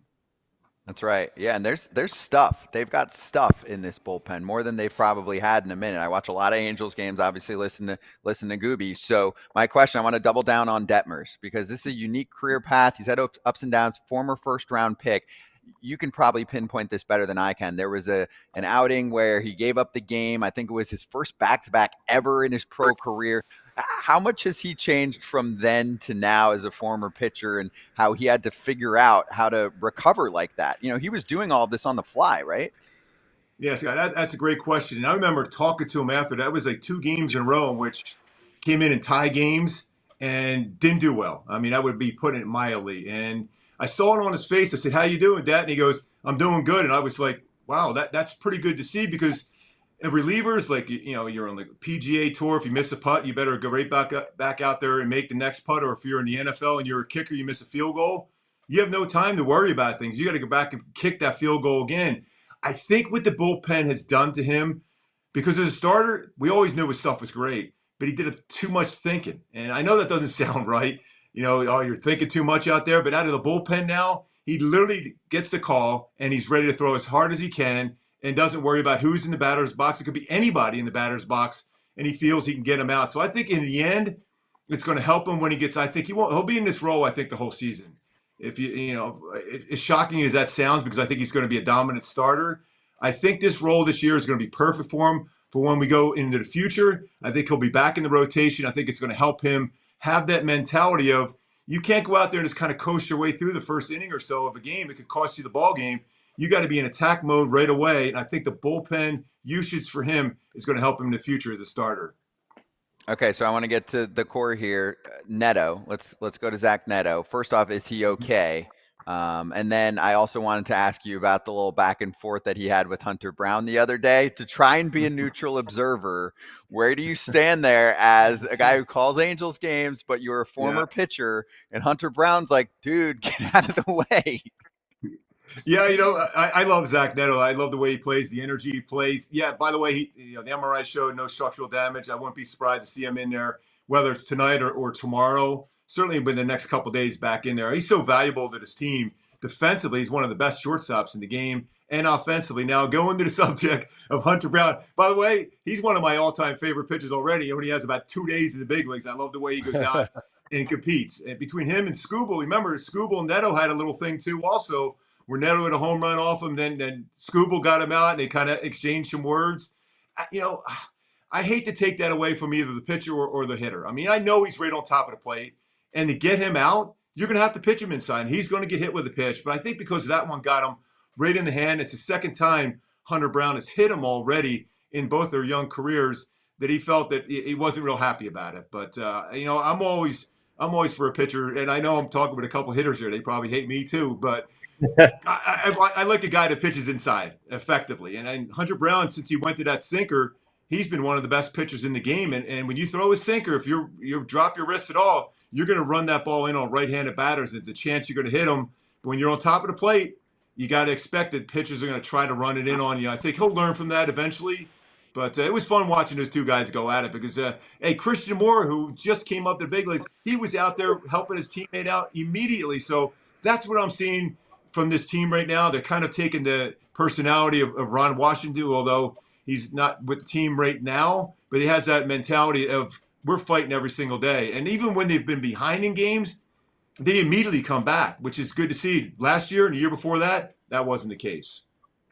Yeah, no, it sounds like they're battling. It sounds like they're going to keep competing, and you guys are building something there. I mean, you guys took 3 of 4 at Yankee Stadium. You swept the Dodgers last month at their place. Like, it's starting to be there, but you're getting on that time of the year where even though you're building something and you're about what? You're 2 out of Ohtani, here come the trade talks. How reluctant are they to trade pieces? How reluctant are they to kind of not want to move anything because they're starting to build something? Or who can you see if they are going to be, because they're only a game out, I think, of the wild card. Are they going to be trying to hold tight, or are they going to be moving some pieces?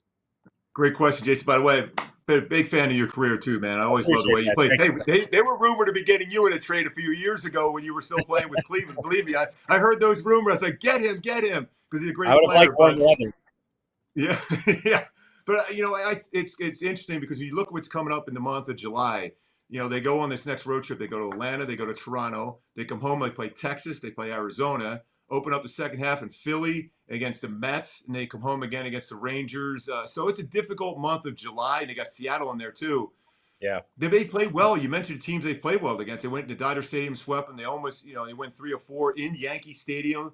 So I think right now it is a great question because I think there's some really good young players, and there's some veterans in there that certainly teams are going to be inquiring the Angels about. But I think if they stay the course and continue to play like this against this really tough competition, like I said, this month of July is going to be extremely difficult. If they can find their way still within a game or 2 of the wild card, it's been so long. They haven't been in the postseason since 2014. It'd be hard to believe and to be able to sell to the fan base that finally they're behind these young core. If you get Mike Trout going, he's starting to show some signs. He's working walks, so he's seen the ball better, which is good. They've been hitting the ball really well on the road. They play a lot of road games coming up. Taylor Ward has 19 home runs, 14 of them on the road. They have 3 guys in their lineup now with 17 or more home runs, and they got Trout and Neto with 12. So they got some guys with pop. I just don't think they're going to be a seller. I think they're going to try maybe to add. But if they get Moncada back for defense and some solid at-bats, working counts, which they don't really have a lot of guys that work counts. They're really aggressive. And Soler is on his way back. So maybe with those guys coming back, better balance in the lineup, you might see them try to add on rather than sell. The Angels have been the only team to have the same starting 5 pitchers pitch for this season. I find that absolutely incredible. Attest to, how they build their players and how they give them opportunities and the health as well. I want to talk about 2 guys. You got a guy like Jose Soriano who, and Kyle Hendricks, 2 basically polar opposite guys. Soriano, the heavy fastball guy, throws harder, and you got a guy like Kyle Hendricks who comes in, doesn't reach 89 miles an hour ever, and he carved up the Yankees last time they faced. Talk a little bit about those starting pitchers and how they're coming into their own and how they've been doing. Yeah, Todd. I mean, the good thing is Soriano is always next to Kyle Hendricks, which I think is a great decision because he gets people out. You mentioned that with 86-mile-an-hour fastballs, break down the heart of the plate. I'm thinking whenever I threw that, I'm either asking for a new baseball or I'm backing up a base. Yet he's getting these guys swinging and missing. That's what you're seeing from Soriano because he's not overthrowing his fastball, yet it's 99 to 100 with movement down. Early in the season, he was overthrown, was flat going to the barrel of the bat. And you guys know anything towards the barrel of the bat with that kind of velocity, you make contact, he's got a chance of being hit hard. So his stuff, his knuckle curve and his slider right now are absolute wipeout pitches to go along with that power sinker. But he's watching Kyle Hendricks go, how he sets up hitters with his changeup, and he gets them look off speed, and then he gets a fastball by him. So now hitters can't sit all the time on Soriano's sinker. They got to be aware of that knuckle curve. They got to be aware of that slider. He even has a pretty good splitter that he doesn't use a lot, but the hitters have to be aware of that, and that's what's making his fastball better. And when you think about the 5 starters, I mean, it's pretty amazing. I watched their routines, and I got a chance to put on a uniform in spring training just to kind of talk with the pitchers on what I went through and how I learned from different people, from Nolan Ryan, about the importance of running long distance and sprint work and leg work and long toss and things like that. And these guys are kind of figuring out the legs and the core are so important to keeping the rest of your body healthy for a pitcher, especially because the guys throw as hard as they can every pitch. But as long as you have your legs and your core strong, it gives you a chance to keep that elbow and shoulder intact. And that's what we're seeing so far from the starting staff. Yeah, that's where I wanted to double down on.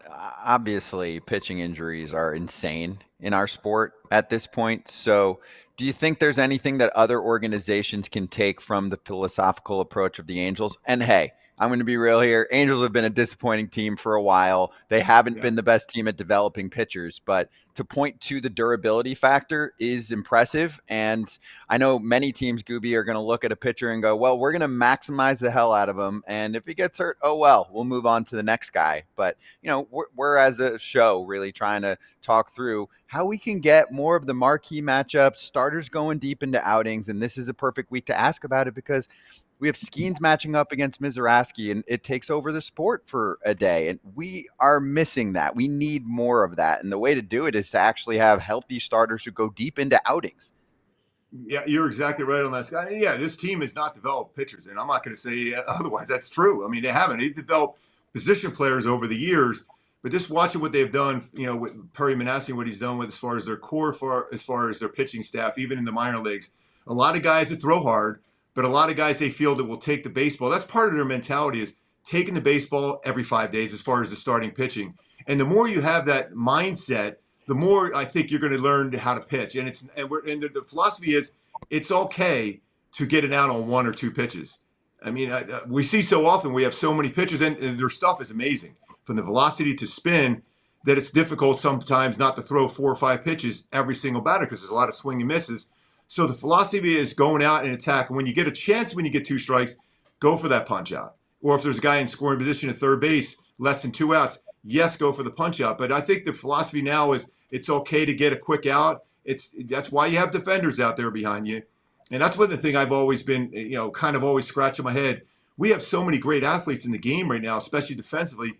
Why aren't pitchers and organizations utilizing that? If they're going to make the plays and you can throw 1 or 2 pitches, you save your best stuff for when you need it. That's what the mindset is. That's how you're going to keep pitchers healthy. Because I want the very best guys going out there. The Scooble going against Skeens. Say that happens sometime.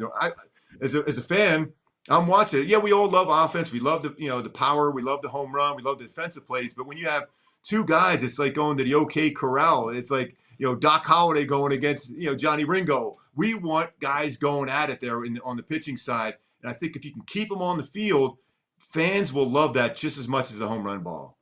Yeah, it's a marketing play. I mean, we want to be able to follow names that we know and names that are shining, and that's easiest to do with starting pitching ledgers. Okay, on the development side of things, do you guys joke like we do about how you'll have to watch the draft this year and see who they pick in the first round because he'll probably be up in August? I mean, they do it so much more aggressively than anyone else. So as someone that's around the team every day, do you guys joke about it? And also, how is it playing out in your mind? Because we've seen a lot of these guys now come up, and many of them have fared well. It's impossible for us to know if they would have done better if they had another year of seasoning, because we'll never have the other case study against, someone like Shanawell not spending any time really in the minor leagues, among many others. And now I bring it up because Christian Moore looks pretty good to start. Yeah. Again, that's something that everywhere I go, they ask the same question about that. And the philosophy now for the Angels, they like, because of the coaching staff they have up here at the big league level, they feel they can develop the players up at the major league level. Now, I mean, the expectations come into season. Yeah, you want it to be competitive and have a chance to get to the postseason. But now you're seeing guys like, you mentioned Christian Moore. He ties a game in the 8th inning with a home run and wins it on a walk-off in the 10th. Home run to left, home run to right center. What that tells you, he's letting that baseball travel pretty well, and he has a pretty good idea. They feel really good about developing their players at the major league level. I know a lot of old school guys, believe me, I have arguments with them all the time. Oh, you need 2,000 at-bats or 1,500 at-bats in the minor leagues to figure things out. Yes, there's ups and downs. I was lucky enough to make it up to big leagues as a 21-year-old. And I pitched in rookie ball and A-ball and then double A. And A-ball, I really didn't pitch. I was hurt. So I only had double A and I skipped triple A. Yeah, there's ups and downs. There's doubts in your mind. But if you have the right people around you to say, listen, if you're in the big leagues, you're talented. Now it's the mind thing. You guys know that, Todd, and Kips. These guys are going to have ups and downs. It's how you bounce back, and you worry about, is there a chance that they don't respond back and get bounced back if they do struggle?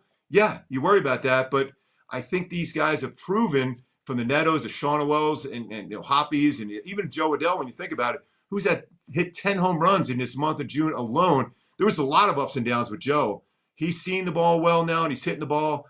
There's going to be, like I said, there's some development issues there. And as far as the draft, I don't have no idea who they're going to draft. I think it might be a pitcher. They've been going pitcher heavy, but they really could use a bat, especially for me in the outfield developing.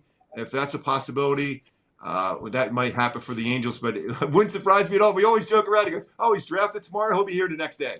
And chances are he will be here the next day. You were up at 21. I could tell you I was not physically mature enough at 21 years old. And I know for a fact I was not mentally mature enough either at 21 years old. So that's impressive to be up at that time. We're talking about the starting rotation health, but we're going to go to the flip side, kind of on the unfortunate side of the unhealthy side. Is there an update on Ron Washington? And how has this team been rallying around kind of not having them, especially when you mentioned it? There's a tough schedule coming up where sometimes teams really need to rely on their manager to get them through that. And the personality alone is a great personality to have around. So what's the update on that end? Yeah, Jay, that's, we've been waiting to hear more and more each day. He's been around as much as possible. Okay.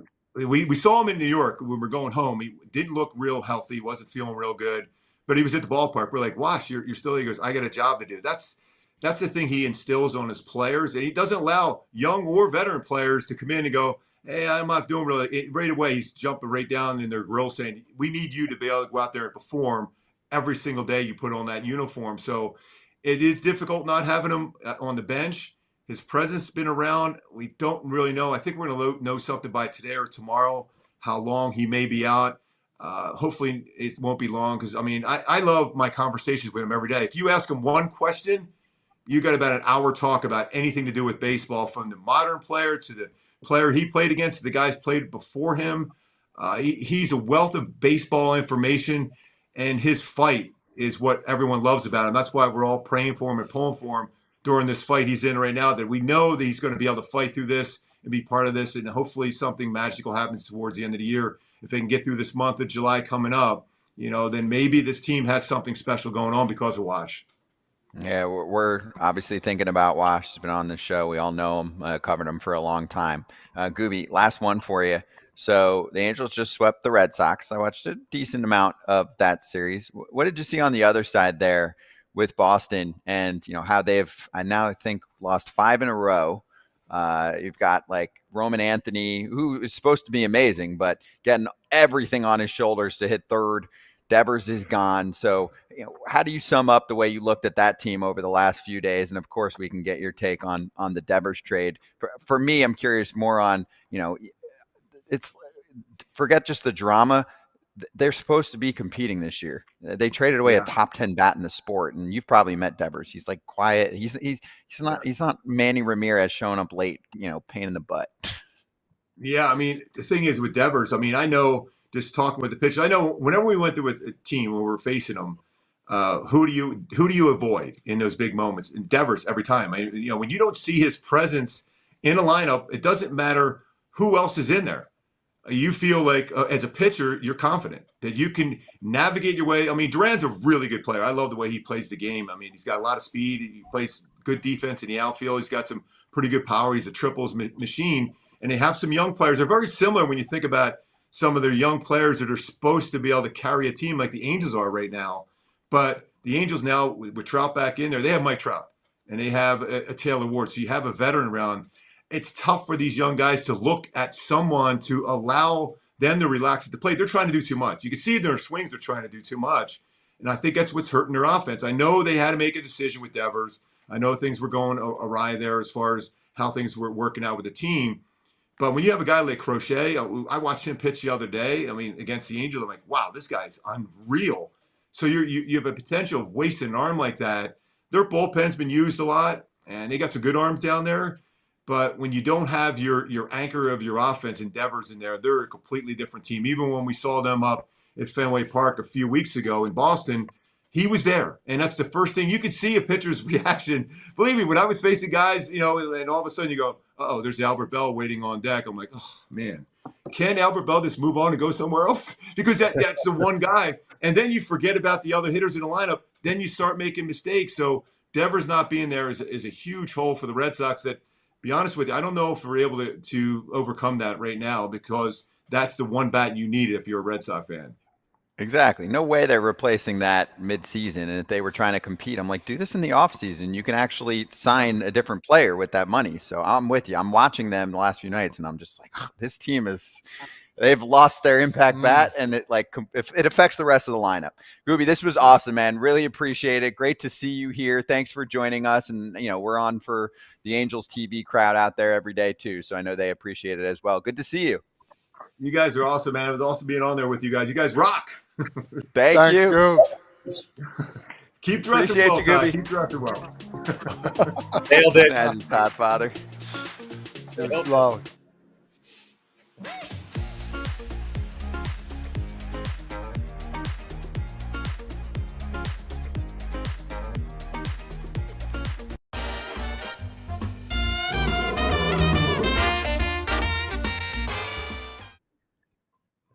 Thursday's locks were not good. We can move on pretty quickly from that. We all lost anyway. More importantly, Todd Father and Kip are trying to say bye to our guests.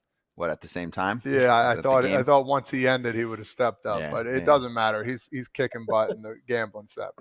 Kip was at minus 120 to beat you on that. How much is he putting on these games? On this money bags, he's up 1550. He's usually dropping like what, 300 to 600 on a bet. I think that one was probably like 1 to 2K or something. Yeah, he goes hard. Money don't make money. Kip's also throwing down like he would, if he was hitting the tables, or he's going big on a game. So what do you got today, Kip? You going to try to double up?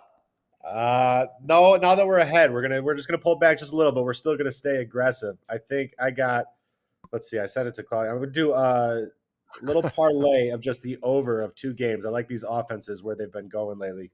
Give me 1 second to bring it up. I got him for you. I see him. Okay. It's over 9 in the Phillies Braves and over 9 in the Reds Padres. I think summer's here. It's warm everywhere. Balls are starting to carry. Balls are starting to fly, and these offenses are getting going. So I like the over in both those games. I think it's plus 236, and we're going to do 500 to win 1680 56.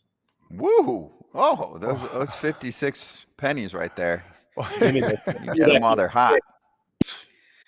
I love he's got Abel versus Elder in Phillies Braves. I could see that hitting an over. The tougher one for me might be, it's in Cincinnati, but Cease against Nick Martinez. Cease pitching well again. Yep, but they're good offenses. Yeah, very nice. You want me to go? I'm sticking these Yankees. It's time. Oakland's coming in. Their struggle bus. -1 and a hook at -115. I'm going 575 to win 500. Oh, see, Kip, you're bringing them up right now. You got me excited, bro. The Yankees win. Nice and simple from Top Father. All right, we're back in 30 seconds for the TV crowd too. We're gonna go over some weekend matchups, and then I'll give my pick. Can I tell my home run pick, or are we waiting on that? You can give yours now. I'll give mine. I'm going Giancarlo Bombarlo is going to hit a home run, his first one of the season. It's about that time. Plus 360. Good luck, gents and ladies. That's got to come this weekend, right? 26 ABs, 8 hits so far. We'll see if he gets a little pop involved this weekend. Pop it down.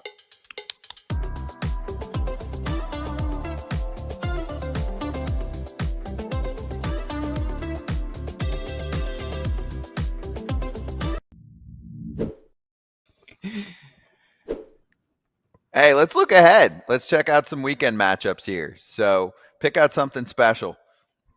Let's take a look. I'll list some of the choices that you got.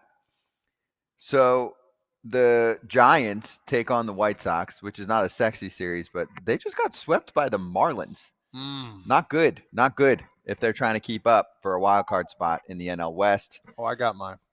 All right, then you can go. Seattle versus Texas.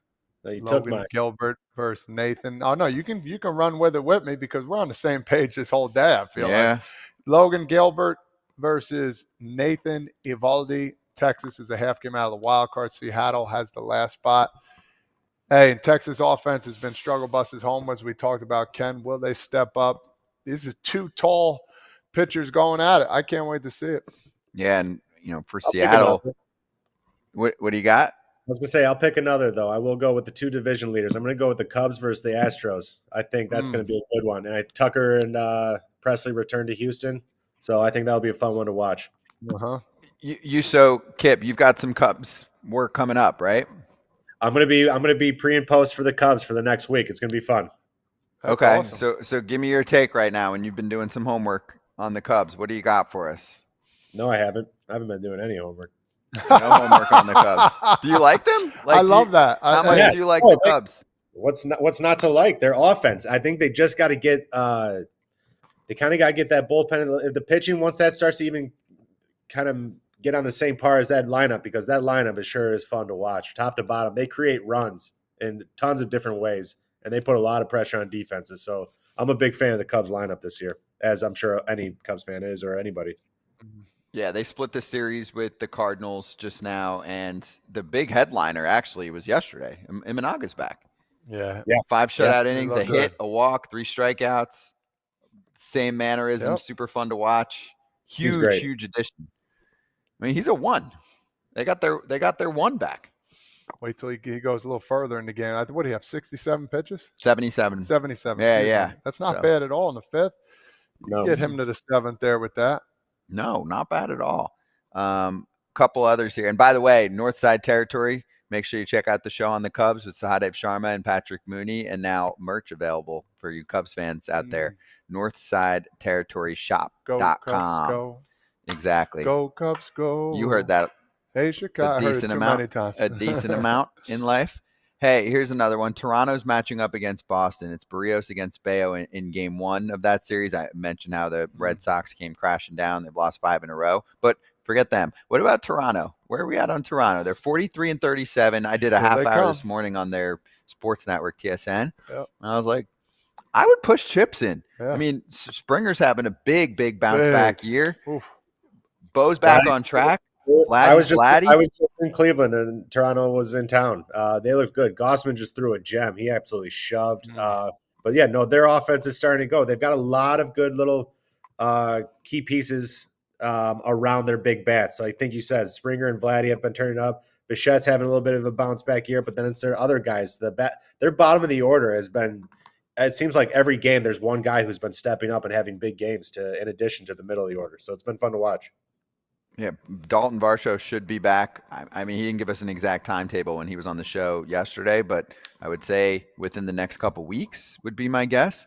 And then Anthony Santander, I don't know what the timetable is for him, but man, if they could get a slice of what he did last year, because he was really bad to start and now he's been on the shelf. But I mean, that was the big impact bat addition for them this offseason. So we'll see. Jimenez hasn't really hit yet. I'm sure you guys talked about that. Yeah, not yet, but if he gets going, and he always offers the glove, though. He made some fantastic plays, so he's just nasty on defense. So anything with the bats just kind of added gravy.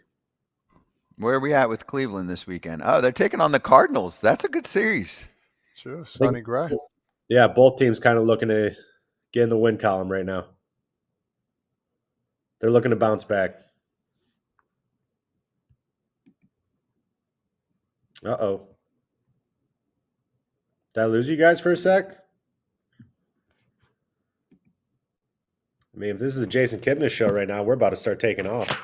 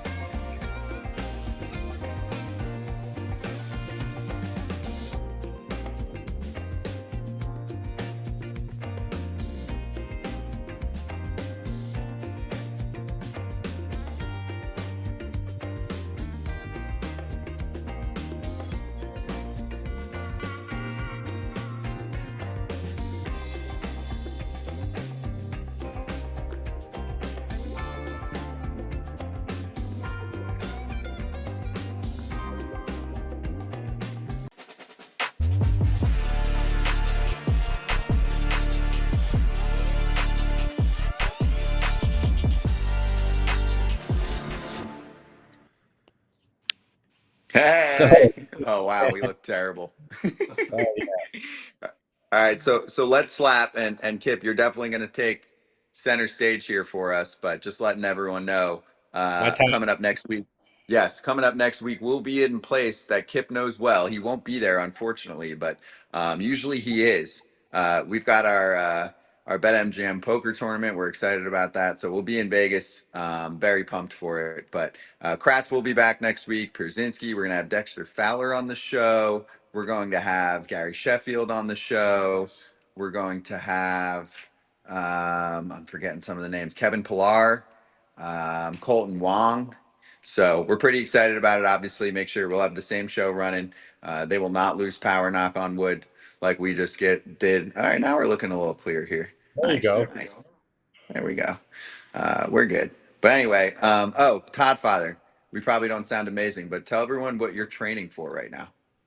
Oh, a little home run derby X I got coming up here in the next couple months here. I'm really excited about get back on the grind, and there's been some big names out there, some old timers, some good softball players.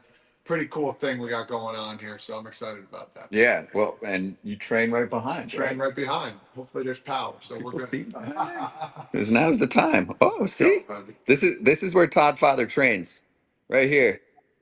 Oh, How do we get in on that? Yeah. You come whenever you want, big dog. Send out your PJ and come on out. Shoot. I didn't make that kind of money. That's nice. Yeah, come on in. That's nice. What do you do to prepare? Just swing, man. Just swings? Yeah, like regular batting practice. Are you ripping swings down there? Ripping. You are? Yeah. Yeah. Ripping. Because how many are you gonna have to take on an average in the performance?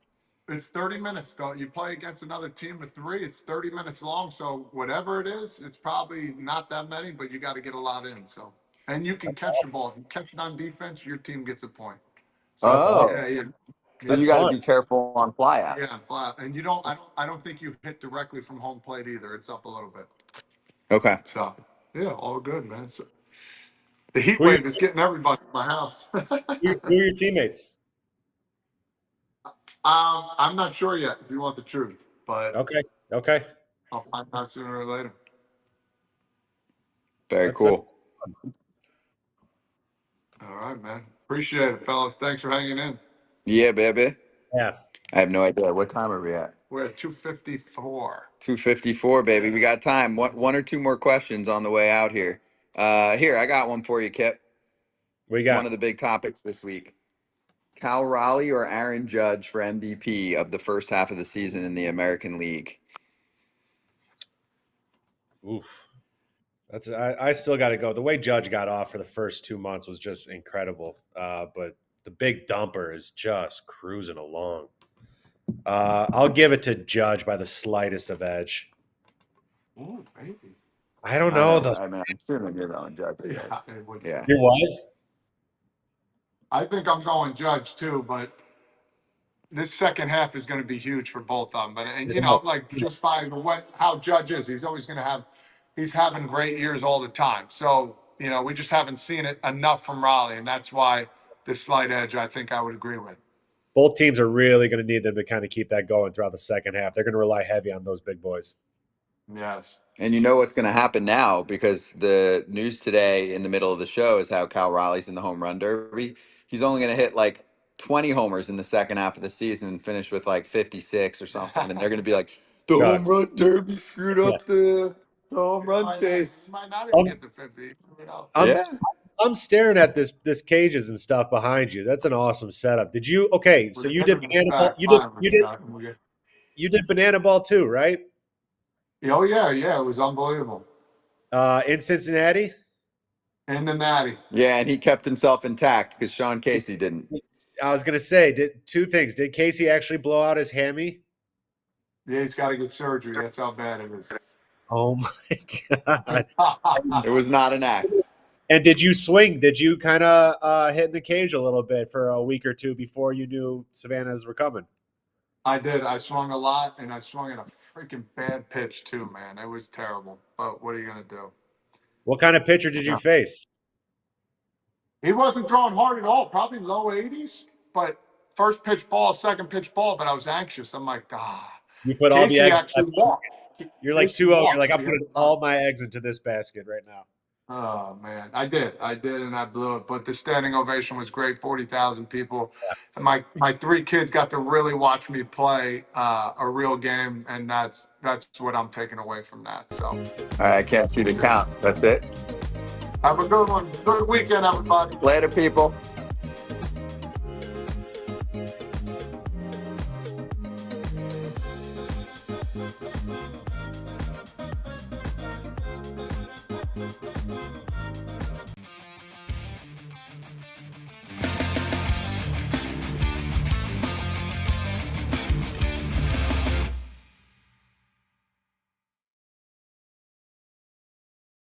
What's up, my people of FT, all the FT Nation? I love y'all, man. We're making this money.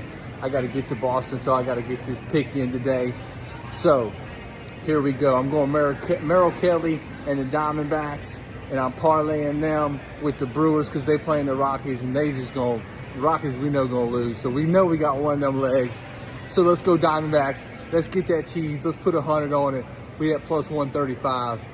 Let's get it. Weekend cheese coming to you. Weekend cheese pap. I gotta love it. All right, I'll do mine. I'm just gonna go Seattle money line minus 118 to win a hundo. I got Gilbert beating Uvalde tonight. I mean, Texas offense at home against the righty. It's been bad, and I don't think it turns around tonight against Gilbert, who's looking like he's getting himself back on track here with the late start to the season. And then Seattle on the road, and they're hitting righties pretty well.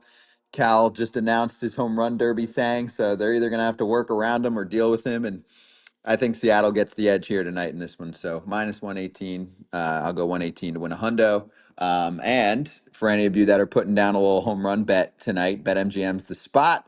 You can get a home run boost token. Activate the token when you bet on any player to hit a home run in any MLB game. And if that player does go long, you'll receive a bigger payout.